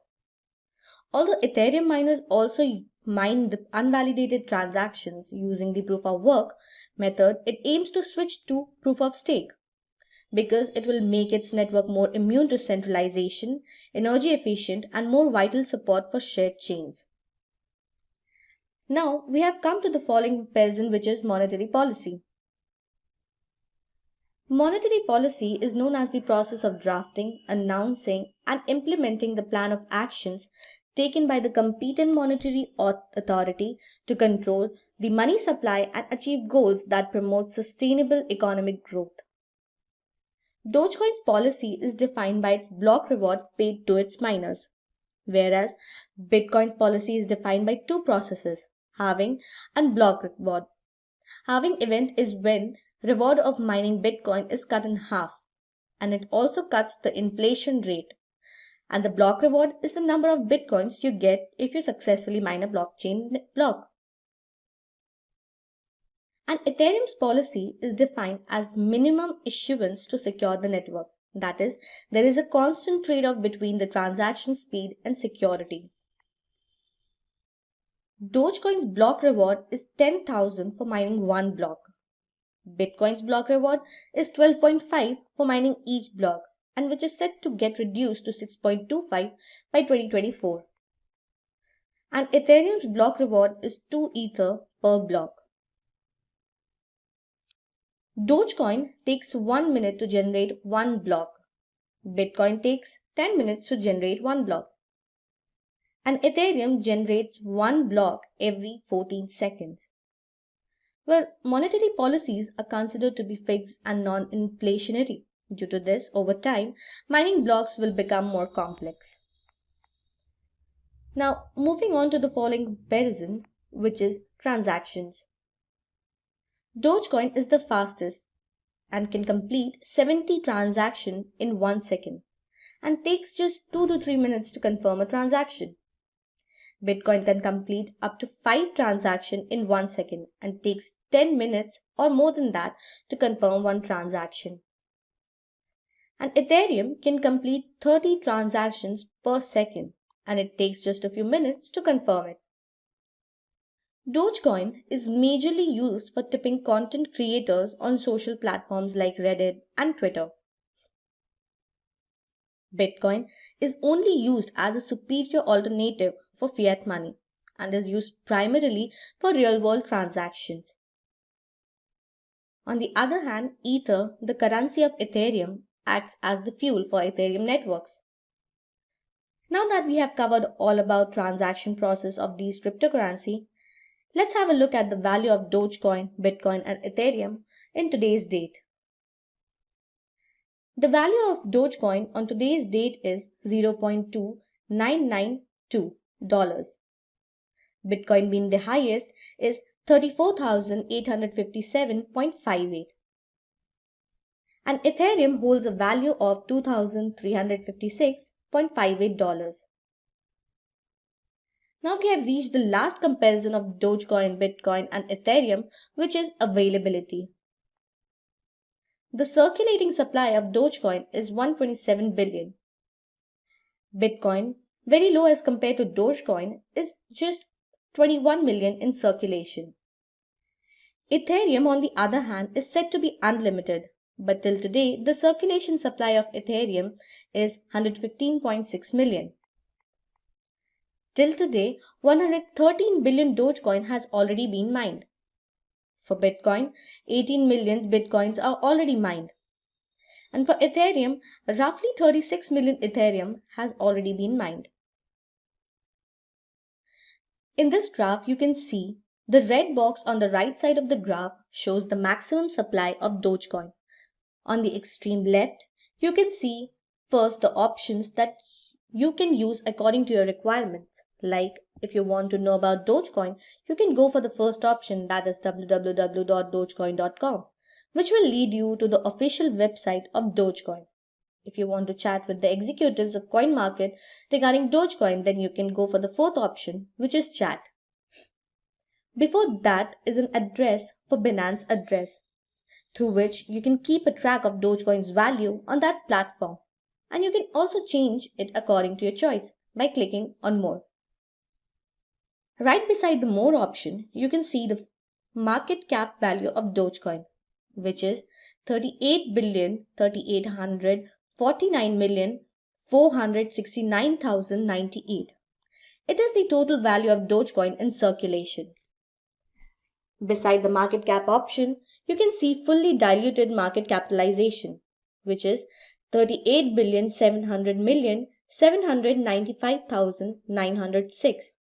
It is the capitalization when max supply of Dogecoin was in circulation. And on the right side, just before total supply, you can see the volume of Dogecoin, 1,779,417,647. It is the value of Dogecoin traded in 24 hours. Next is Bitcoin. Similar to Dogecoin, you can see the red box on the right side of the graph shows the maximum supply of Dogecoin. On the extreme left, you can see first the options that you can use according to your requirement. Like if you want to know more about Bitcoin, you can go for the first option, that is www.bitcoin.org, which will lead you to the official website of Bitcoin. Right beside the More option, you can see the market cap value of Bitcoin, which is 651,713,010,753. It is the total value of Bitcoin in circulation. Beside the market cap option, you can see fully diluted market capitalization, that is 732,387,262,690. And on the right side, just before the total supply, you can see the volume of Bitcoin, that is 30,249,939,865. Ethereum is no different from Dogecoin and Bitcoin. In this also, you can see the total supply of Ethereum. Also, you can visit the official website of www.ethereum.org to explore more about Ethereum. You can have a look at the market cap value of Ethereum, which is 273,755,586,534. The fully diluted market capitalization is 273,576,987,049. The volume of Ethereum traded in 24 hours is 24,101,779,346. But in the end, all these top cryptocurrencies, Dogecoin, Bitcoin, and Ethereum, share a few similarities. Like, they all are decentralized. All three cryptocurrencies are free from any third-party interference or any centralized authority, and can be used to have secure and independent peer-to-peer transaction, maintaining the anonymity of the user. And proof of work, that is, all their transactions are verified and validated before processing. After complete verification, further transaction process takes place. Also, all of them have a large network of independent nodes. Meet Susan, an aspiring painter. She wishes to conduct an online painting exhibition for all her digital artworks. However, as the exhibition is online, she is worried that her paintings won't be secure, as anyone could easily forge or replicate them. Her friend Mark came to her rescue with an idea of NFT. He suggested that Susan could buy NFTs for all her paintings, as NFTs are trustworthy, easily transferable, and will also maintain her ownership rights on her artworks. Susan had no idea what NFTs were, so Mark stepped ahead and explained it to her.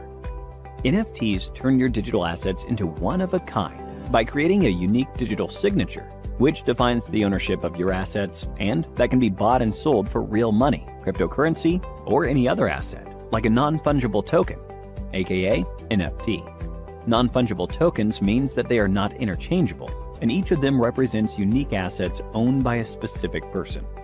On the other hand, fungible tokens are interchangeable and can be divided into smaller units to form the same value. For example, a $100 bill is fungible, as you can exchange it with 5 $20 bills or 2 $50 bills. But the painting of the Last Supper is non-fungible, as it cannot be generated in bulk. Even if it is copied, it will not be authentic. Each NFT contains distinguishable information like who owns the digital asset and who sold it, making them distinct and easily verifiable. As it is impossible to forge such a certificate, it will secure her painting's originality. After learning what NFT is, Susan was curious to know how exactly NFT works. NFT basically creates a blockchain-based digital certificate for your digital collectibles, including games, music, art, and many more. This certificate gives your artwork a unique identity. The underlying technology and the programming language used by NFTs are the same as other cryptocurrencies, such as blockchain and the programming language Ethash or Script. NFT majorly exists on Ethereum blockchain, a distributed public ledger that records all the transactions. However, NFT is quite different from these cryptocurrencies. Bitcoin and Ethereum are fungible tokens, which means if you trade Bitcoin or Ethereum for one another, you will have the same value or item in return, basically money. On the other hand, NFT is a unique token. Therefore, if you try to trade it, you may end up with something completely different in your hands. CryptoPunks is a remarkable example of NFT. It enables you to buy, sell, and store 10,000 collectibles with the proof of ownership being stored on the Ethereum blockchain. After exploring how NFTs work, Susan was convinced and bought NFTs for all her paintings. Due to this, her artworks were secured from any kind of forgery and also gave her artworks a particular value. This contributed to increased sales too, as everyone was easily able to buy the artwork without any fear. All in all, her exhibition was a complete success. Similarly, NFT has proved itself to be a boon in the lives of many others, like Jack Dorsey, the CEO and co-founder of Twitter with his very first and famous tweet, "Just setting up my Twitter," and Vignesh Sundaresan, famously known as Metakovan, who bought $69.3 million worth of NFT art on Beeple. Owing to its increasing popularity, people are now willing to pay hundreds of thousands of dollars for NFTs. NFT has enhanced media exposure and special perks for aspiring artists like Susan on social media. This popularity of NFT creates new opportunities for new art platforms, motivating people to buy art from internet platforms and promoting copyright or originality of digital assets. So, here is a question for you.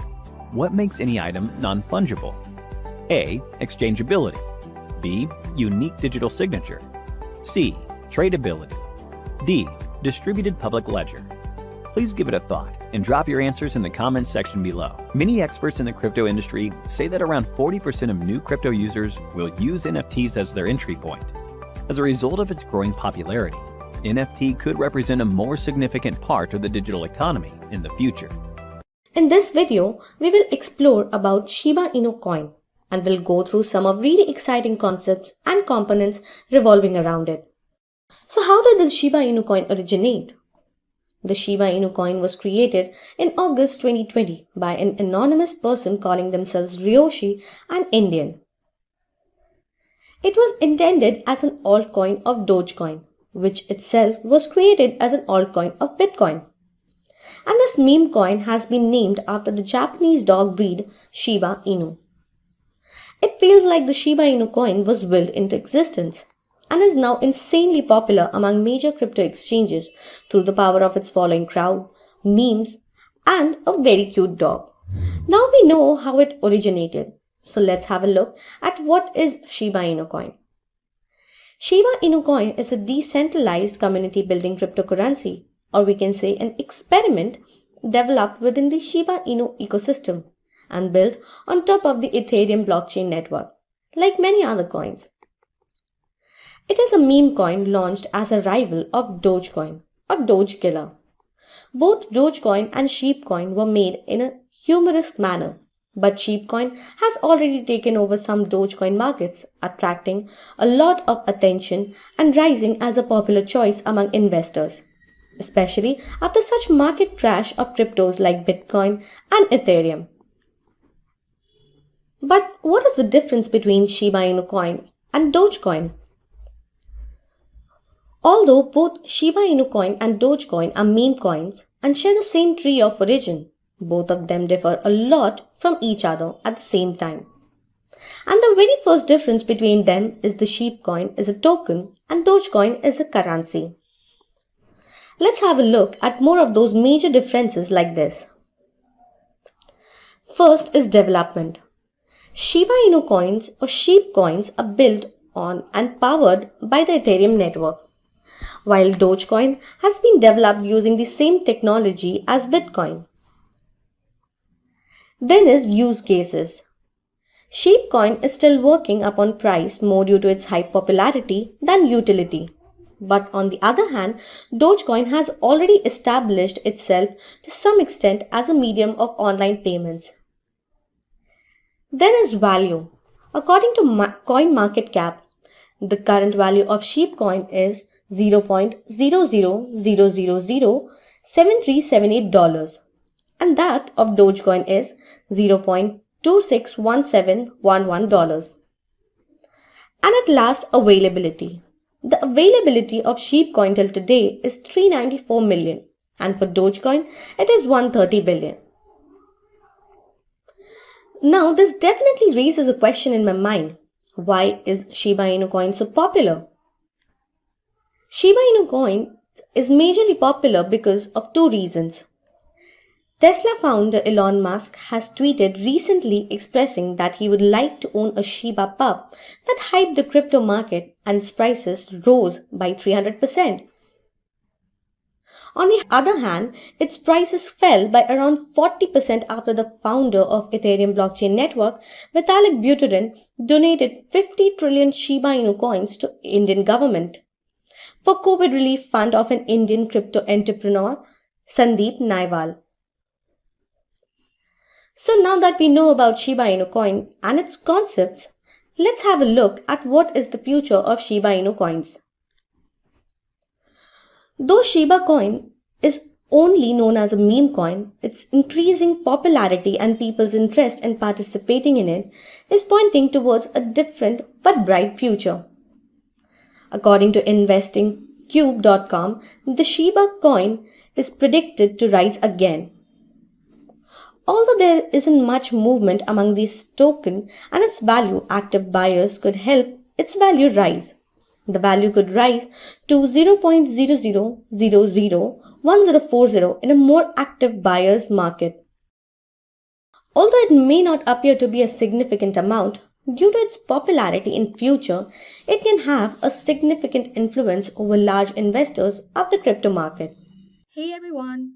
Litecoin, a cryptocurrency, is not a recent invention. It first entered the market to compete with Bitcoin. But Litecoin lagged behind the growth of Bitcoin and was overtaken by rival cryptocurrencies as they joined the market. But despite the existence of rival cryptocurrencies, Bitcoin continues to be the market leader. However, Litecoin has a chance of succeeding in the market. So, considering this hype, here is a new video on Litecoin by Simplilearn to enlighten you more about its concepts. So let's get started. But before moving ahead, please hit the like button and do subscribe to our YouTube channel to never miss an update from Simplilearn. Well, let's have a look at what you are going to learn in this video about Litecoin. So first, I will take you through the definition of what is Litecoin, followed by how it works.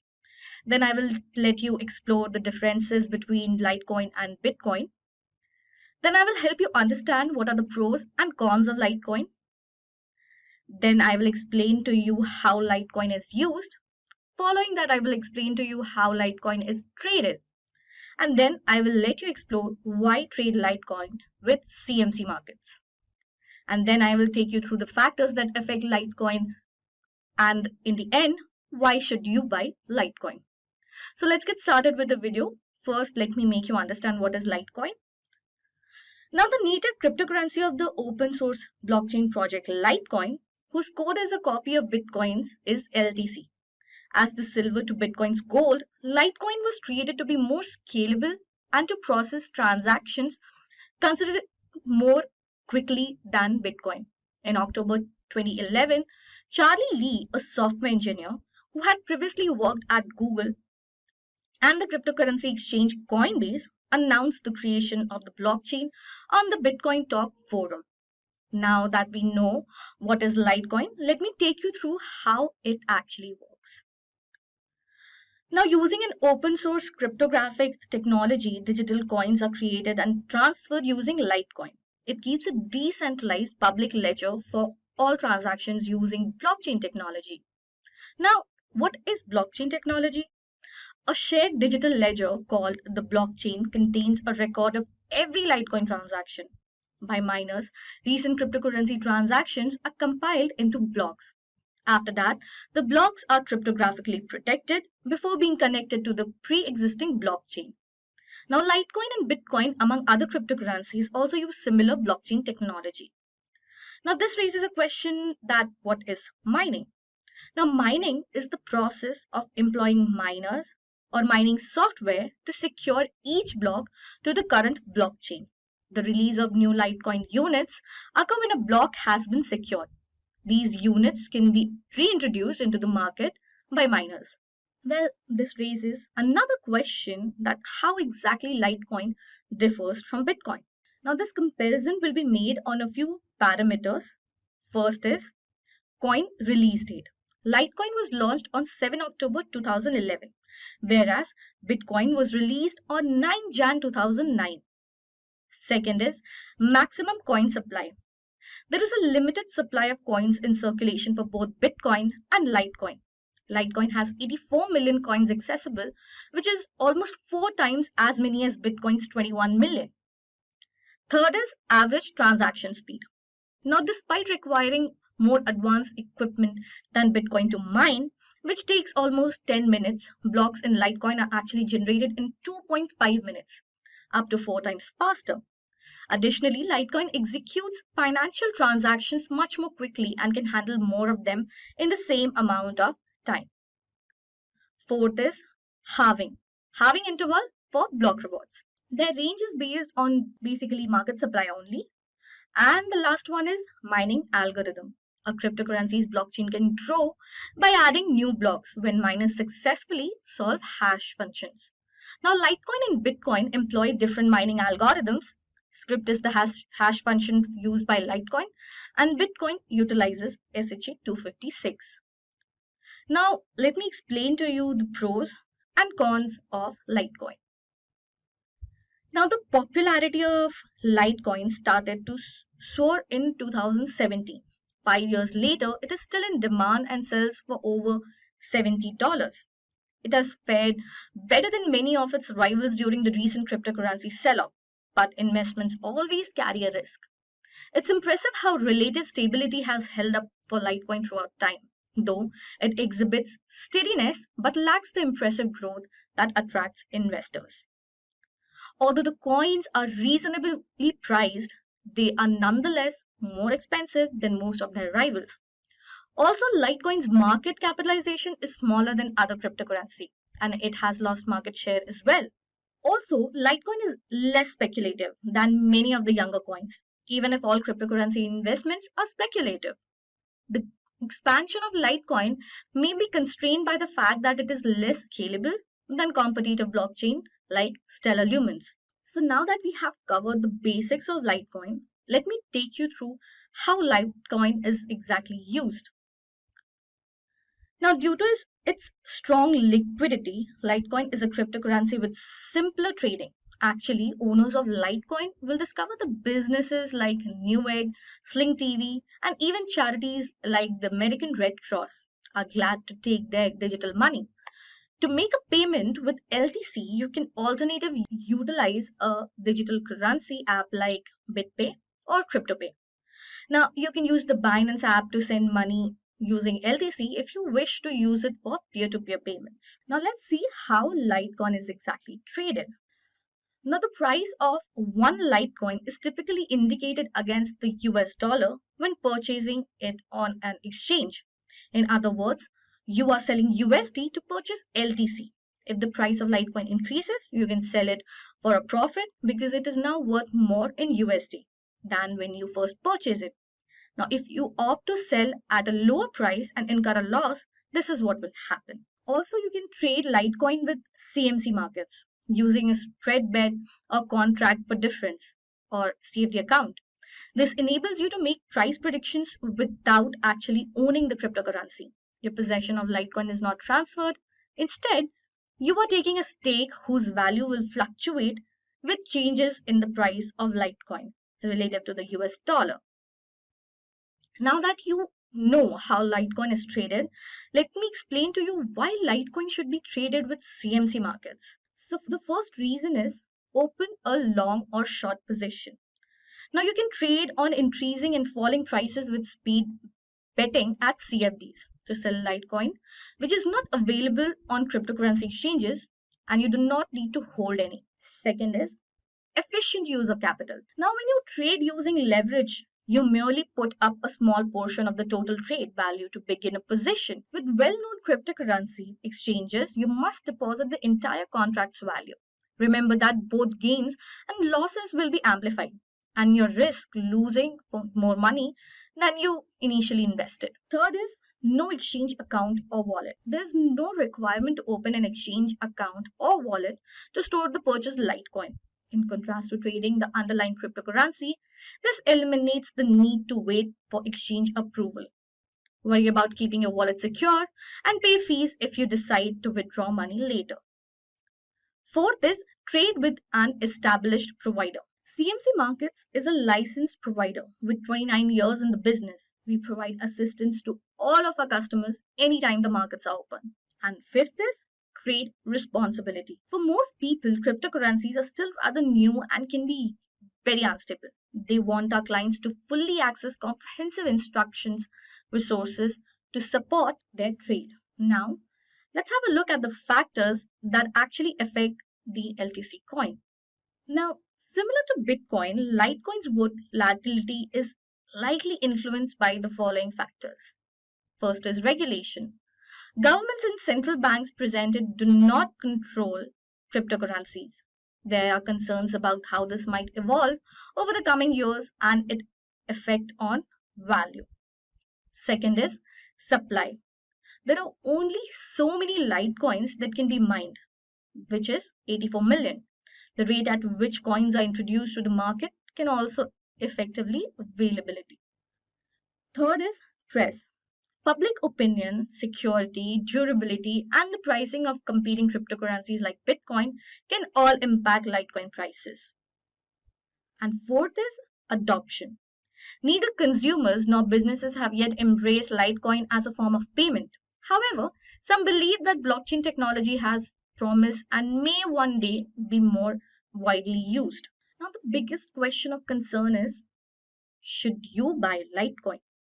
According to Blasky or BitIRA, Litecoin might be a good addition to the portfolio of an experienced cryptocurrency investor who values its stability and adaptability, particularly for those who want a combination store of value asset with the side bonus of convenient transactions.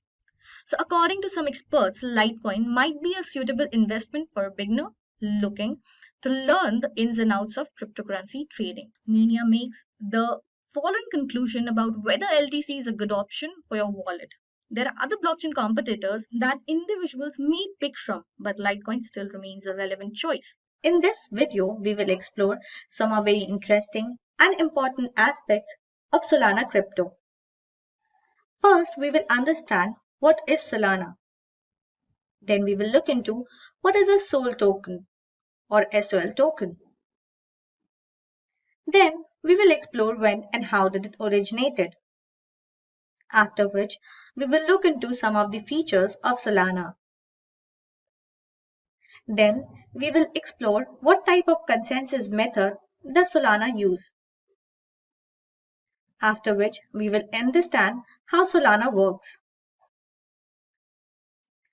Then we will explore the current price and volume of Solana in today's date.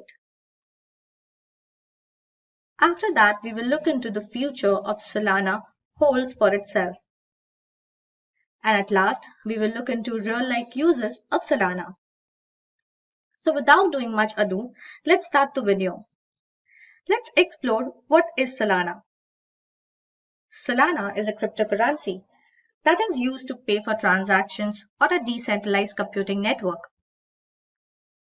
Solana attempts to increase blockchain scalability by combining proof of stake and proof of history consensus.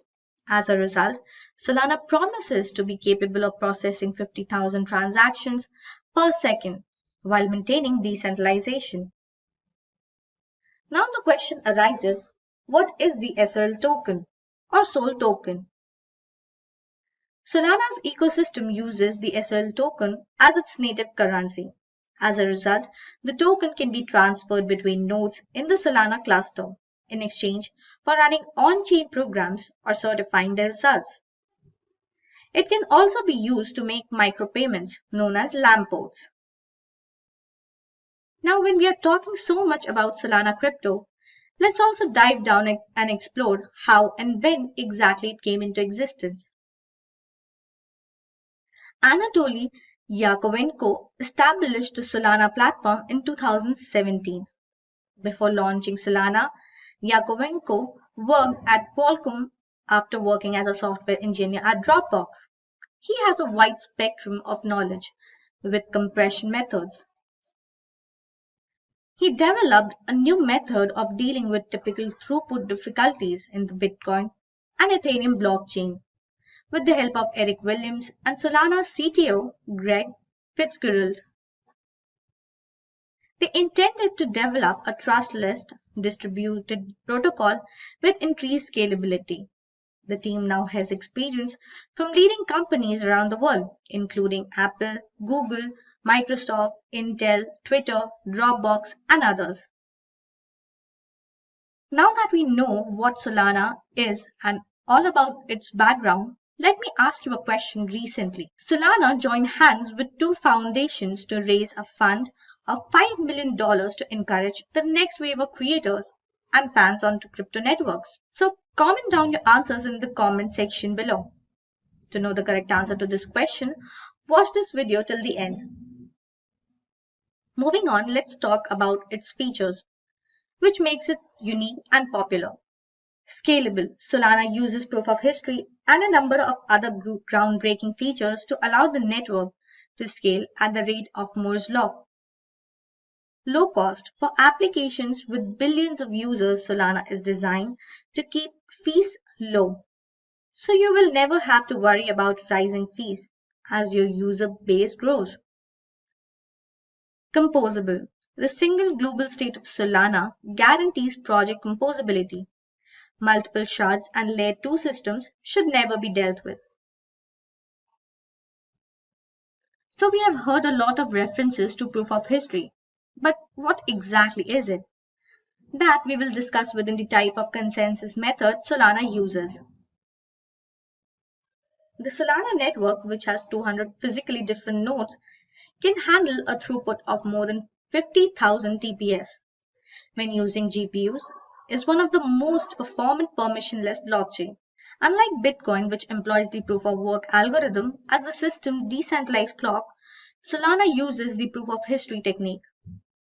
You can use proof of history to construct historical records that verify an event occurred at a given point in time. This algorithm is a verifiable delay function with a high frequency.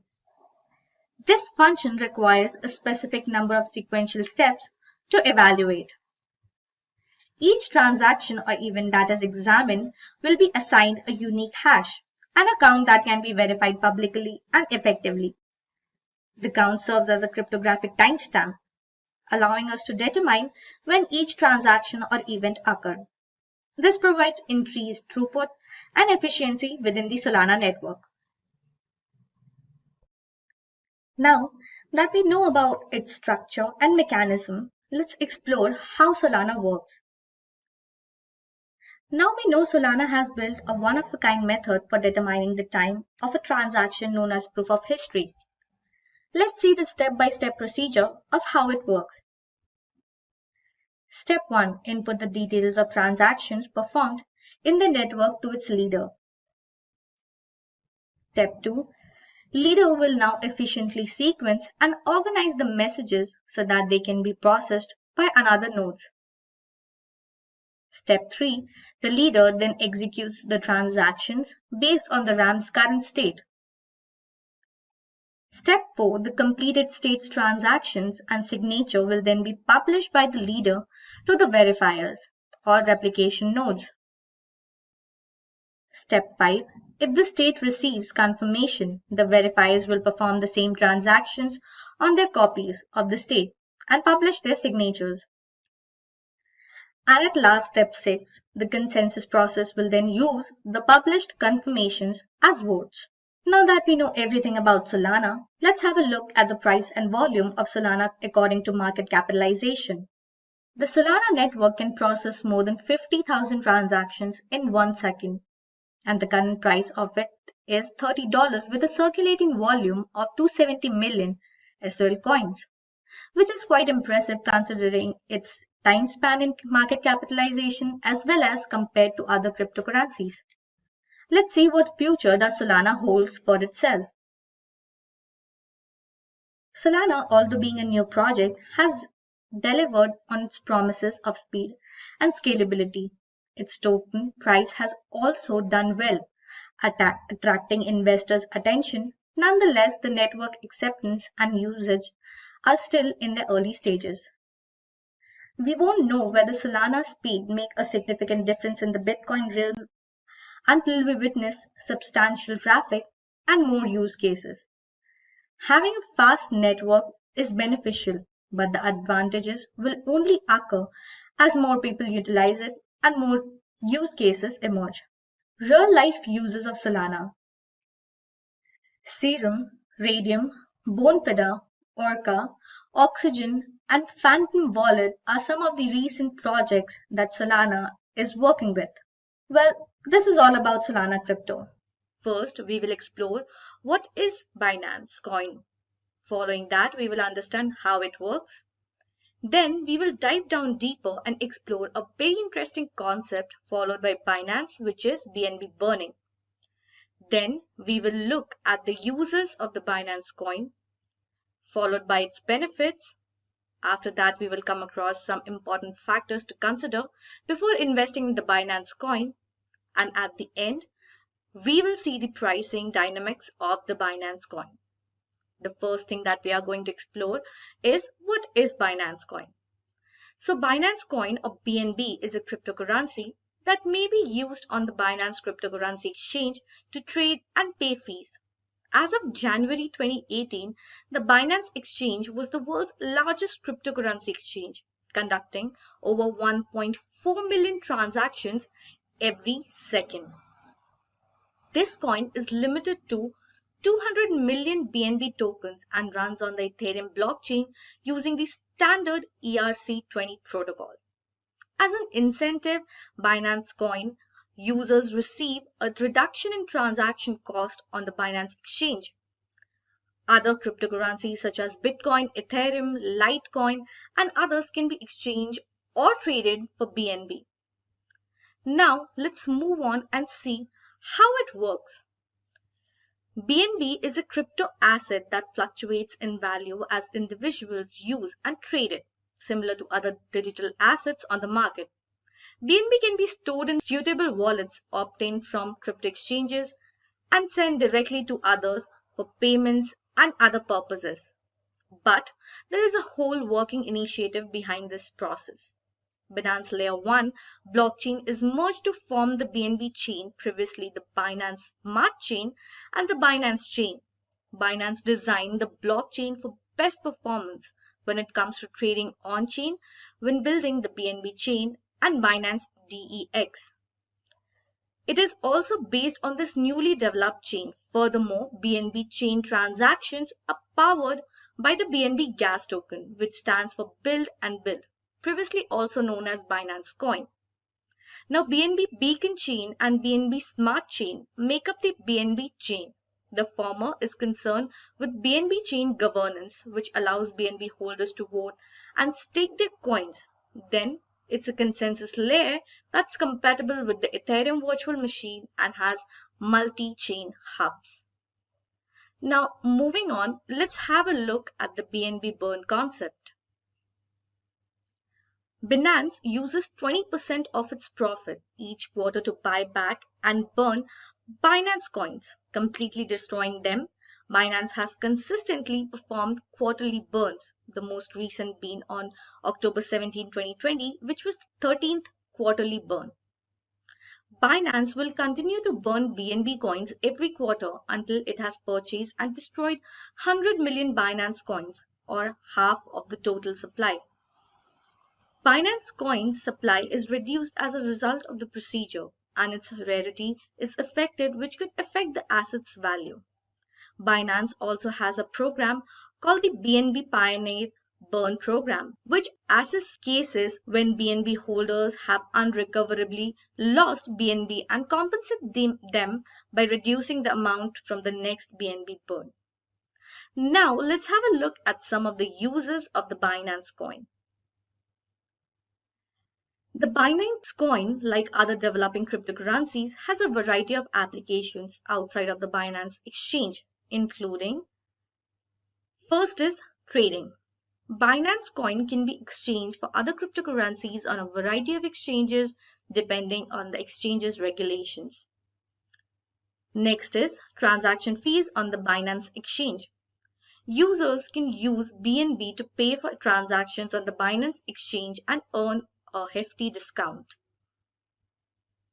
Next we have is credit card payments.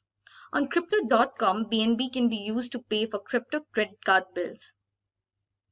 Next is payment processing. Merchants can accept BNB as a form of payments, giving customers more options in terms of payment methods. Next we have is booking travel arrangements. On certain websites, BNB can be used to book hotels, flights as well. Next is entertainment. Now, BNB is used for a variety of purposes in the entertainment industries, from paying for virtual gifts to purchasing lottery tickets as well. Next in the line is investment. Binance coin can be used to invest in stocks, ETFs, and other assets on a variety of platforms. And at last is loans and transfers. On some platforms, BNB can be used as a collateral for loans. There are also apps that allow users to use Binance coin to split bills and pay friends and relatives.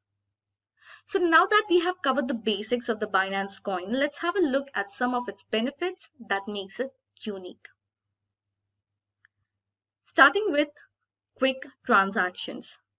When you trade on the exchange with BNB, you'll have access to the platform proprietary matching engine, which can handle up to 1.4 million orders per second. Finding the appropriate transaction is always possible, and using BNB makes it even easier and more reliable. Next is secure and trustworthy. Binance already has millions of cryptocurrency users and dealers who rely on the platform and believe in the security and protection aspects of this exchange. To keep your funds safe, the exchange uses a multi-cluster and multi-tier system framework, as well as the secure assets funds for users. Next is trade multiple cryptocurrencies. You can trade more than 150 cryptocurrencies on the exchange with BNB, thanks to a rapid, secure, and low-cost transaction matching technology. Aside from that, BNB has its own trading pair to fulfill your individual trading needs. There's no need to seek elsewhere. Moving ahead is trading discount. You can also get a 50% discount on your trading charge if you use BNB.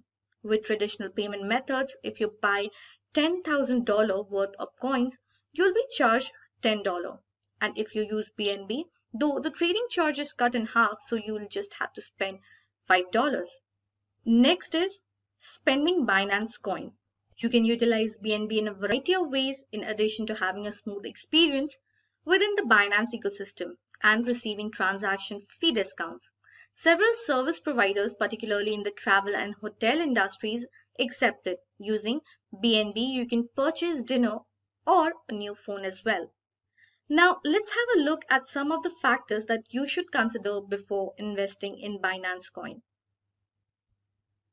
Now, Binance coins can be used to invest in some ICOs listed on Binance Launchpad program. The Binance exchange will publish new cryptocurrencies, and the use of Binance coins will provide a seamless marketplace for trading a range of virtual tokens. Binance will eventually become the decentralized Binance Exchange's principal currency.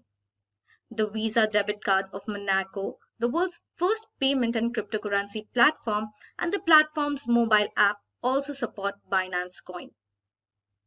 Now, as we are talking about investments, let's have a look at the peek at BNB pricing and dynamics.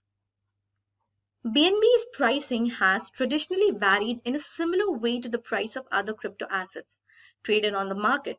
Binance Coin's market capitalization has increased over time, topping $70 billion. BNB was also sold for around $0.10 per token during Binance's ICO. Today, the current value of BNB is $286.67 with a market capitalization of $46,801,210,081. BNB has seen a tremendous increase in value since its ICO, reaching a high of more than $600 per coins at time. Is it wise to invest in Binance Coin? Well, if purchased, joined, and sold at the right times, it's conceivable, and its past price growth resulted in profit. However, only time can tell where the price of BNB will go in the future. First, we will understand what is Ripple, followed by what is XRP. Then, we will see the working of Ripple. Then, we will learn how to mine XRP. After that, we will have a comparison between Bitcoin and Ripple. Then we will explore the pros and cons of Ripple. After which we will see how you can actually use Ripple. Followed by, we will see how can we buy Ripple.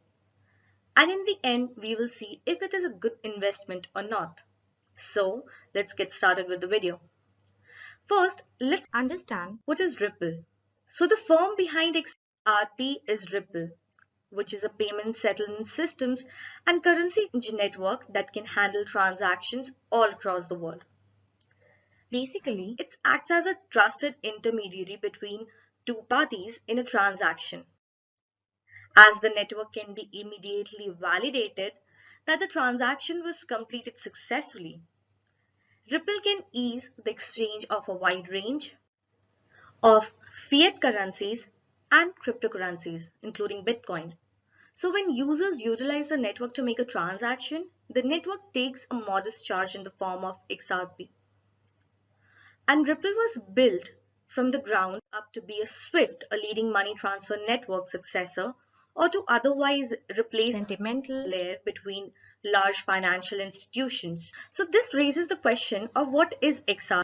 So let's have a look at it. The XRP ledger created by Jade McCaleb, Arthur Brito, and David Schwartz is a blockchain that runs XRP. McCaleb and Brito would go on to form Ripple, which would employ XRP to enable network transactions. You can acquire XRP as an investment, crypto to trade from other cryptocurrencies, or as a way to fund Ripple network transactions. XRP's blockchain in particular differed from that of most other cryptocurrencies. Other cryptocurrencies give anyone who can solve difficult equations quickly access to their transaction ledgers and verification processes. Ripple transactions, on the other hand, are safe since the majority of ledger holders must agree to the verification before they can be added. Also, the Ripple network, which employs XRP, is somewhat centralized and uses a consensus protocol. This means while anyone can download its validation software, it has its own node list that consumers can use to validate transactions, based on which participants they believe are least likely to cheat them. So now that we know the basics of Ripple and XRP, let's have a look at the working of Ripple. To verify transactions, the XRP cryptocurrency employs a consensus protocol. Validators verify that proposed transactions are valid by comparing them to the most recent version of the XRP ledger. Now, a transaction must be accepted by the majority of validators in order to be verified. Once it's verified, the transaction is then added to the blockchain.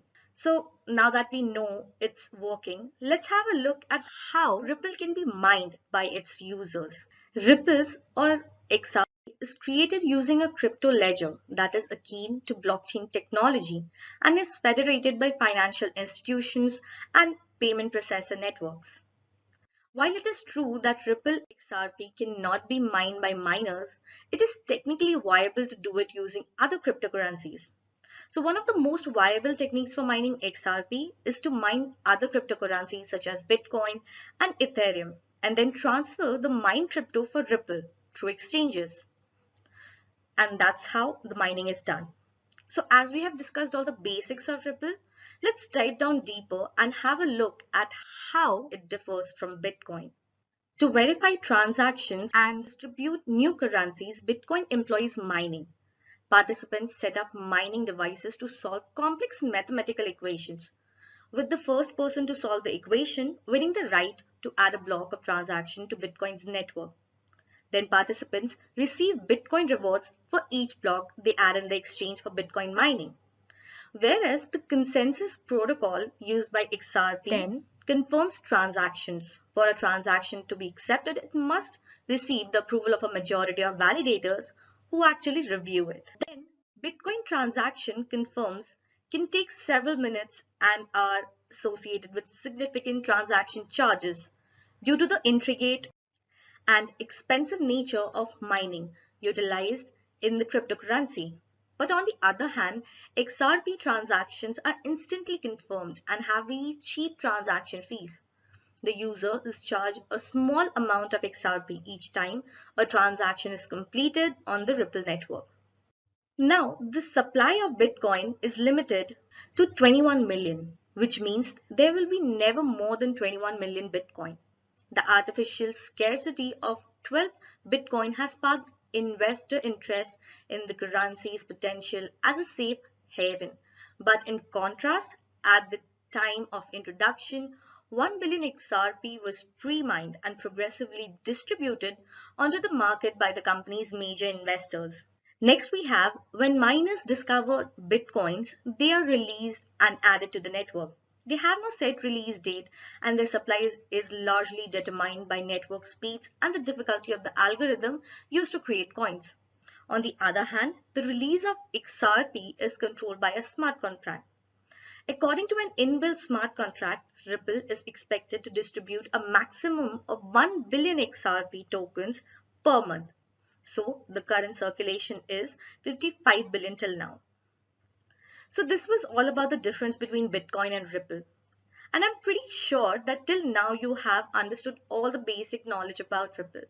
So let's move ahead and look into some of the pros and cons of Ripple.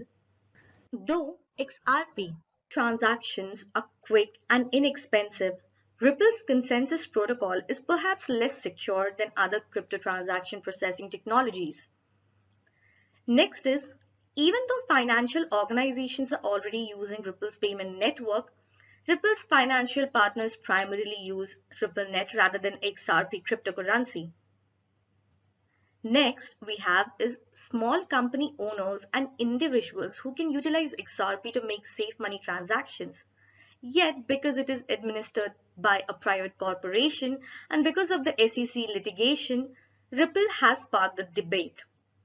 And for foreign currency transfers, XRP can be utilized as a bridge currency. But in the United States, buying XRP is quite challenging. So now that we know its pros and cons also, let's have a look how you can actually use Ripple. XRP can be used in the same way as any digital currency for transaction or as a possible investment. Other sorts of transactions such as currency exchange potentially be processed using the Ripple network. For example, instead of dealing with the currency conversion directly through a bank or money changing exchange, you may first exchange your US dollars for XRP on the Ripple network and then use them to buy euros, rather than paying the hefty cost that banks and money transmission businesses may demand. This can be a lot fast and less expensive option. So now that we know everything about Ripple, let's explore how can we actually buy Ripple. So all you need to do is sign up for an account on an exchange that sells Ripple's XRP cryptocurrency to buy it. Then using any of the exchange's allowed payment methods, buy it. Here are a few places where you can get XRP: Qcoin, Uphold, and CoinMama. Now the question is Ripple a good investment? So XRP is a risky investment that is not for the faint of heart. However, if you feel Ripple will succeed as a payment system, it may be worthwhile to invest in XRP. So just be sure you're not gambling with money you can't afford to lose. Well, this was all about what is Ripple. Recently, you all must have noticed that the crypto market has caused quite a buzz in social media and other online forums, and perhaps even in your dinner time conversations. But what is all this commotion about? This is about the recent downfall of cryptocurrencies in the crypto market. In this video, we will let you through some very important aspects of this phenomenon of cryptocurrency. First of all, we will understand what cryptocurrency and crypto market are. After that, we will understand how the market works. Then we will look into the reasons for the market crash of cryptocurrency and how it has affected people at all levels. Then we will figure out the factors that can help the market to grow again. And at last, we will look into the future of cryptocurrency and crypto market. So let's start with the very first aspect, that is, what cryptocurrency and crypto market are. A cryptocurrency is a kind of virtual or digital currency that works on blockchain technology, a public ledger enforced by a distributed network of computers. It works as a medium of exchange online to buy goods and services and make payments.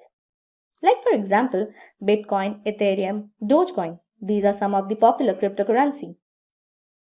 Cryptocurrency is decentralized and free from any third-party interference, which means it is not issued or controlled by any government or central authority. The crypto in cryptocurrency stands for cryptography, which uses encryption and decryption to secure the data. Crypto market is where you can trade cryptocurrency. Cryptocurrency trading is an act of speculating the price movement of cryptocurrency without taking ownership of the underlying coins, through a trading account or by buying and selling the underlying coins through an exchange. You can buy cryptocurrency if you think it will rise in value or sell them if you think it will fall. Now let's understand how it works. The price of cryptocurrency is quoted in traditional currencies such as the US dollar, and you never take ownership of the cryptocurrency itself. One can buy and sell a cryptocurrency through their trading account or via exchange, which helps them speculate on whether the chosen cryptocurrency will rise or fall in value.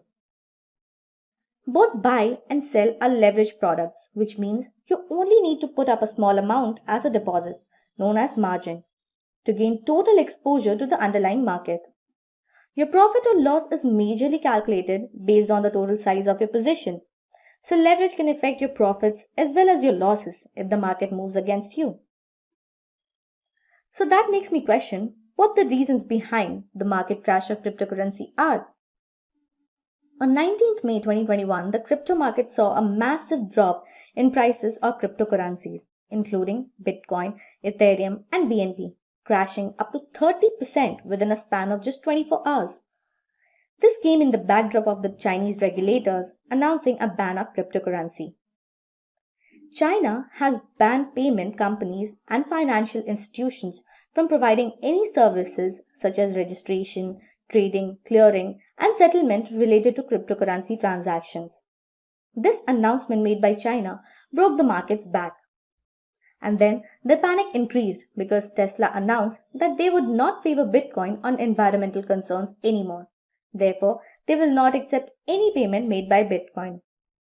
And also, there are rumors of IRS investigation into the largest crypto exchange platform, Binance, which also has weakened investors' resolution to invest more in crypto market. Now we know the reasons behind the crypto market crash. So let's take a look at how it has affected people at all levels. The crypto market means different things to different people. It is an object of speculation that consumes almost all the media coverage about the space to many people.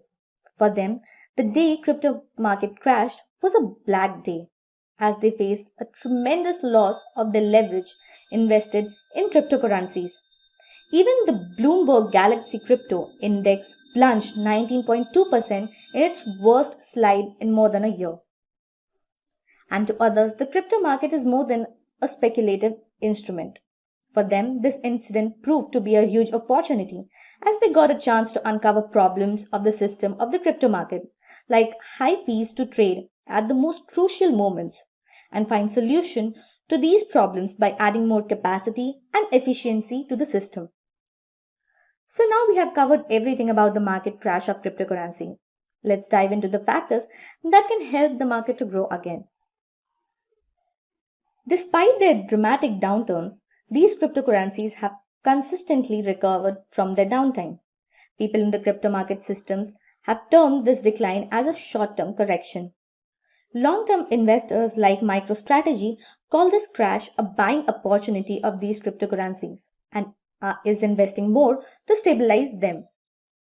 Many people believe that what we witnessed in the last few days was the liquidation of the leverage, long positions followed by a panic sell-off, and is considered a very normal phenomenon in thin markets like cryptocurrency.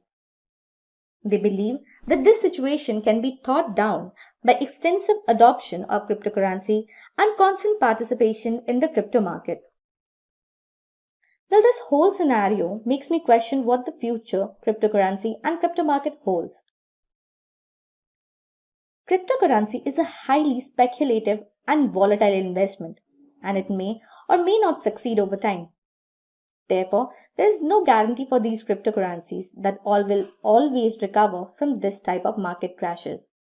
A few experts of the crypto market say that investors should hold a long-term view of the digital assets market, as they will bounce back swiftly. Also, small investors should be better off staying away from the market, as this current volatility can be overwhelming for them. And some experts suggest that holding on to these cryptos will be a wise option, and small investors should buy these cryptos slowly and steadily through a systematic plan. Therefore, if you're thinking about investing in cryptocurrency, be sure you know what you're getting into. Although the crypto market is lucrative, keep in mind that there's always a chance that sometimes cryptocurrencies are not able to bounce back. Let's have a look at the top crypto trading platform in 2022. But before diving right into the list, let's have a quick and crisp understanding of what crypto trading actually means. So, taking a financial on the price direction of individual cryptocurrencies against the dollar or against any other cryptocurrency is what crypto trading is all about.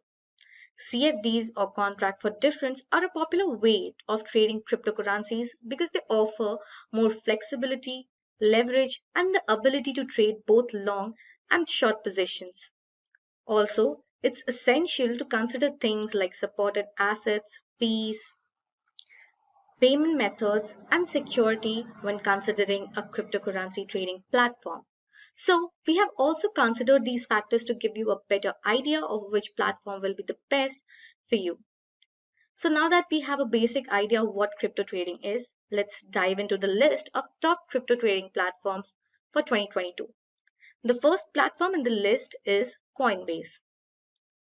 For many first-time cryptocurrency buyers, Coinbase has become the go-to exchange. The platform has the appearance and feel of an online banking tool which the majority of consumers are already familiar with, making the transfer to crypto investing simple. Coinbase is the finest cryptocurrency exchange overall as well as the best cryptocurrency exchange for beginners. It supports a huge variety of cryptocurrencies and provide a high level of security. It's also a wonderful alternative for expert traders because it offers an advanced trading platform, Coinbase Pro, in addition to being a beginner-friendly platform. So let's have a look at the account prerequisites for Coinbase. It supports more than 150 plus cryptos for trading, with the transaction fee ranging between 0% to 0.60%.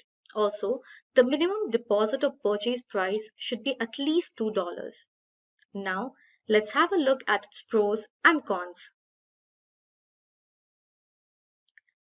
Coinbase offers a large volume of cryptocurrencies to trade for. It provides smoother experience to beginners as well as offer easy trading to advanced members of it. It also provides liquidity and ease on its platform. Now cons. The customer service provided by them is not up to the mark, as well as Coinbase.com is an institutional account, which means you don't have access to your private keys. Moving on, next we have is Crypto.com. Crypto.com offers a diverse digital asset ecosystem that includes its own blockchain, the Crypto.org, a native token known as CRO, a crypto Visa card, yield-generating crypto products, and more. It was chosen as the top mobile crypto exchange application because it offers a comprehensive digital asset trading and investing environment that you can access from your smartphone. Now, let's have a look at the account prerequisites for Crypto.com. It supports more than 250 plus cryptos for trading with a transaction fee ranging between 0.04% to 0.40%. Also, the minimum deposit or purchase price should be at least $1. Now, let's have a look at its pros and cons. Crypto.com supports a huge range of cryptocurrencies to trade for and other crypto-related services like payments and asset evaluation. Now, moving towards cons, its fees is relatively high. Also, the customer service is a little poor and stagnant. Next in the list we have is Gemini. Gemini stands out as a sign that prioritizes security and compliance. Hot wallet insurance is provided by the New York-based exchange to ensure that user funds are protected in the event of a security compromise. Because it has comprehensive security protocols, ensures customer cash, and is SOC 2 certified.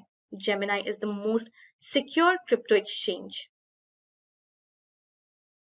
Now, let's have a look at the account prerequisites for Gemini. It only supports 75 plus cryptos for trading with the transaction fee ranging between 0.99% to 2.99%. Also, it has a minimum deposit or purchase price and it varies according to the asset invested. Now, let's have a look at its pros and cons. Gemini is available in all 50 states of United States with extremely liquid market. All the funds stored in the wallets are perfectly insured and secure. Also, its UI is pretty strong. Coming to its cons, many traders in it have high cost also as compared to other crypto trading platforms. It supports less cryptocurrencies as well.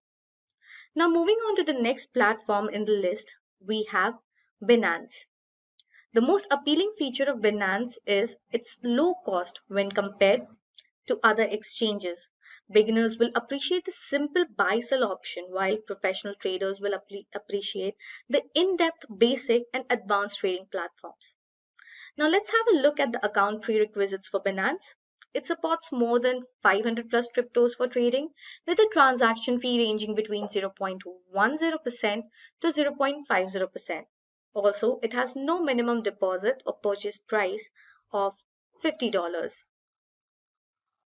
Now, let's have a look at its pros and cons. Binance purchase fees is non-immediate as well as instant. Also, a huge variety of coins is available on its platform. Along with this, it offers various other services. Coming to the cons, once the verification of account was hampered, it is not yet available in the United States and its corporate structure is pretty opaque. Next we have is Kraken.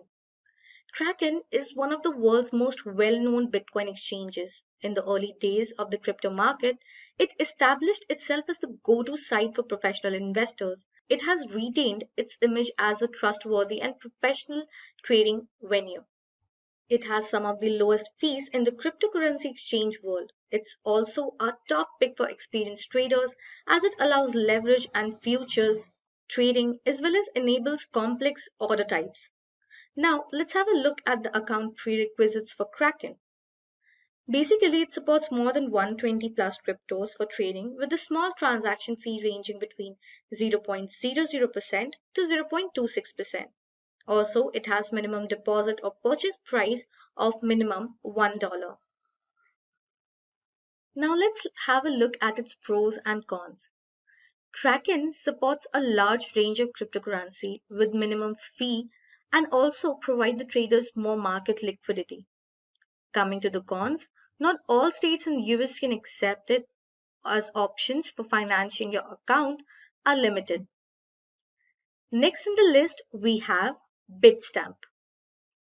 Bitstamp is one of the most cost-effective Bitcoin exchanges. It offers a simple pricing structure that bases your trading fees on your 30-day trading volume. For users with less than $10,000 on Bitstamp, the highest trading cost is merely 0.50%. Its pros and cons.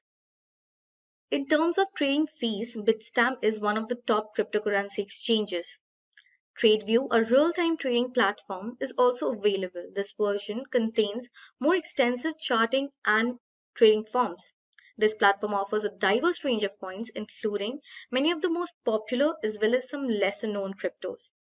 And the cons are, while Bitstamp offers a good selection of cryptocurrencies, there are a significant ones that aren't available. Its Bitstamp Make program, which allows you to stake crypto, allows you to earn passive money, but there are a few drawbacks as well. In 2015, hackers were successfully in launching a phishing assault against Bitstamp workers, which resulted in a security breach. Following Bitstamp, we have Bitmart. Bitmart is a global Bitcoin exchange with over 180 locations. Users can purchase, sell, and store over 1,000 different digital currencies and tokens.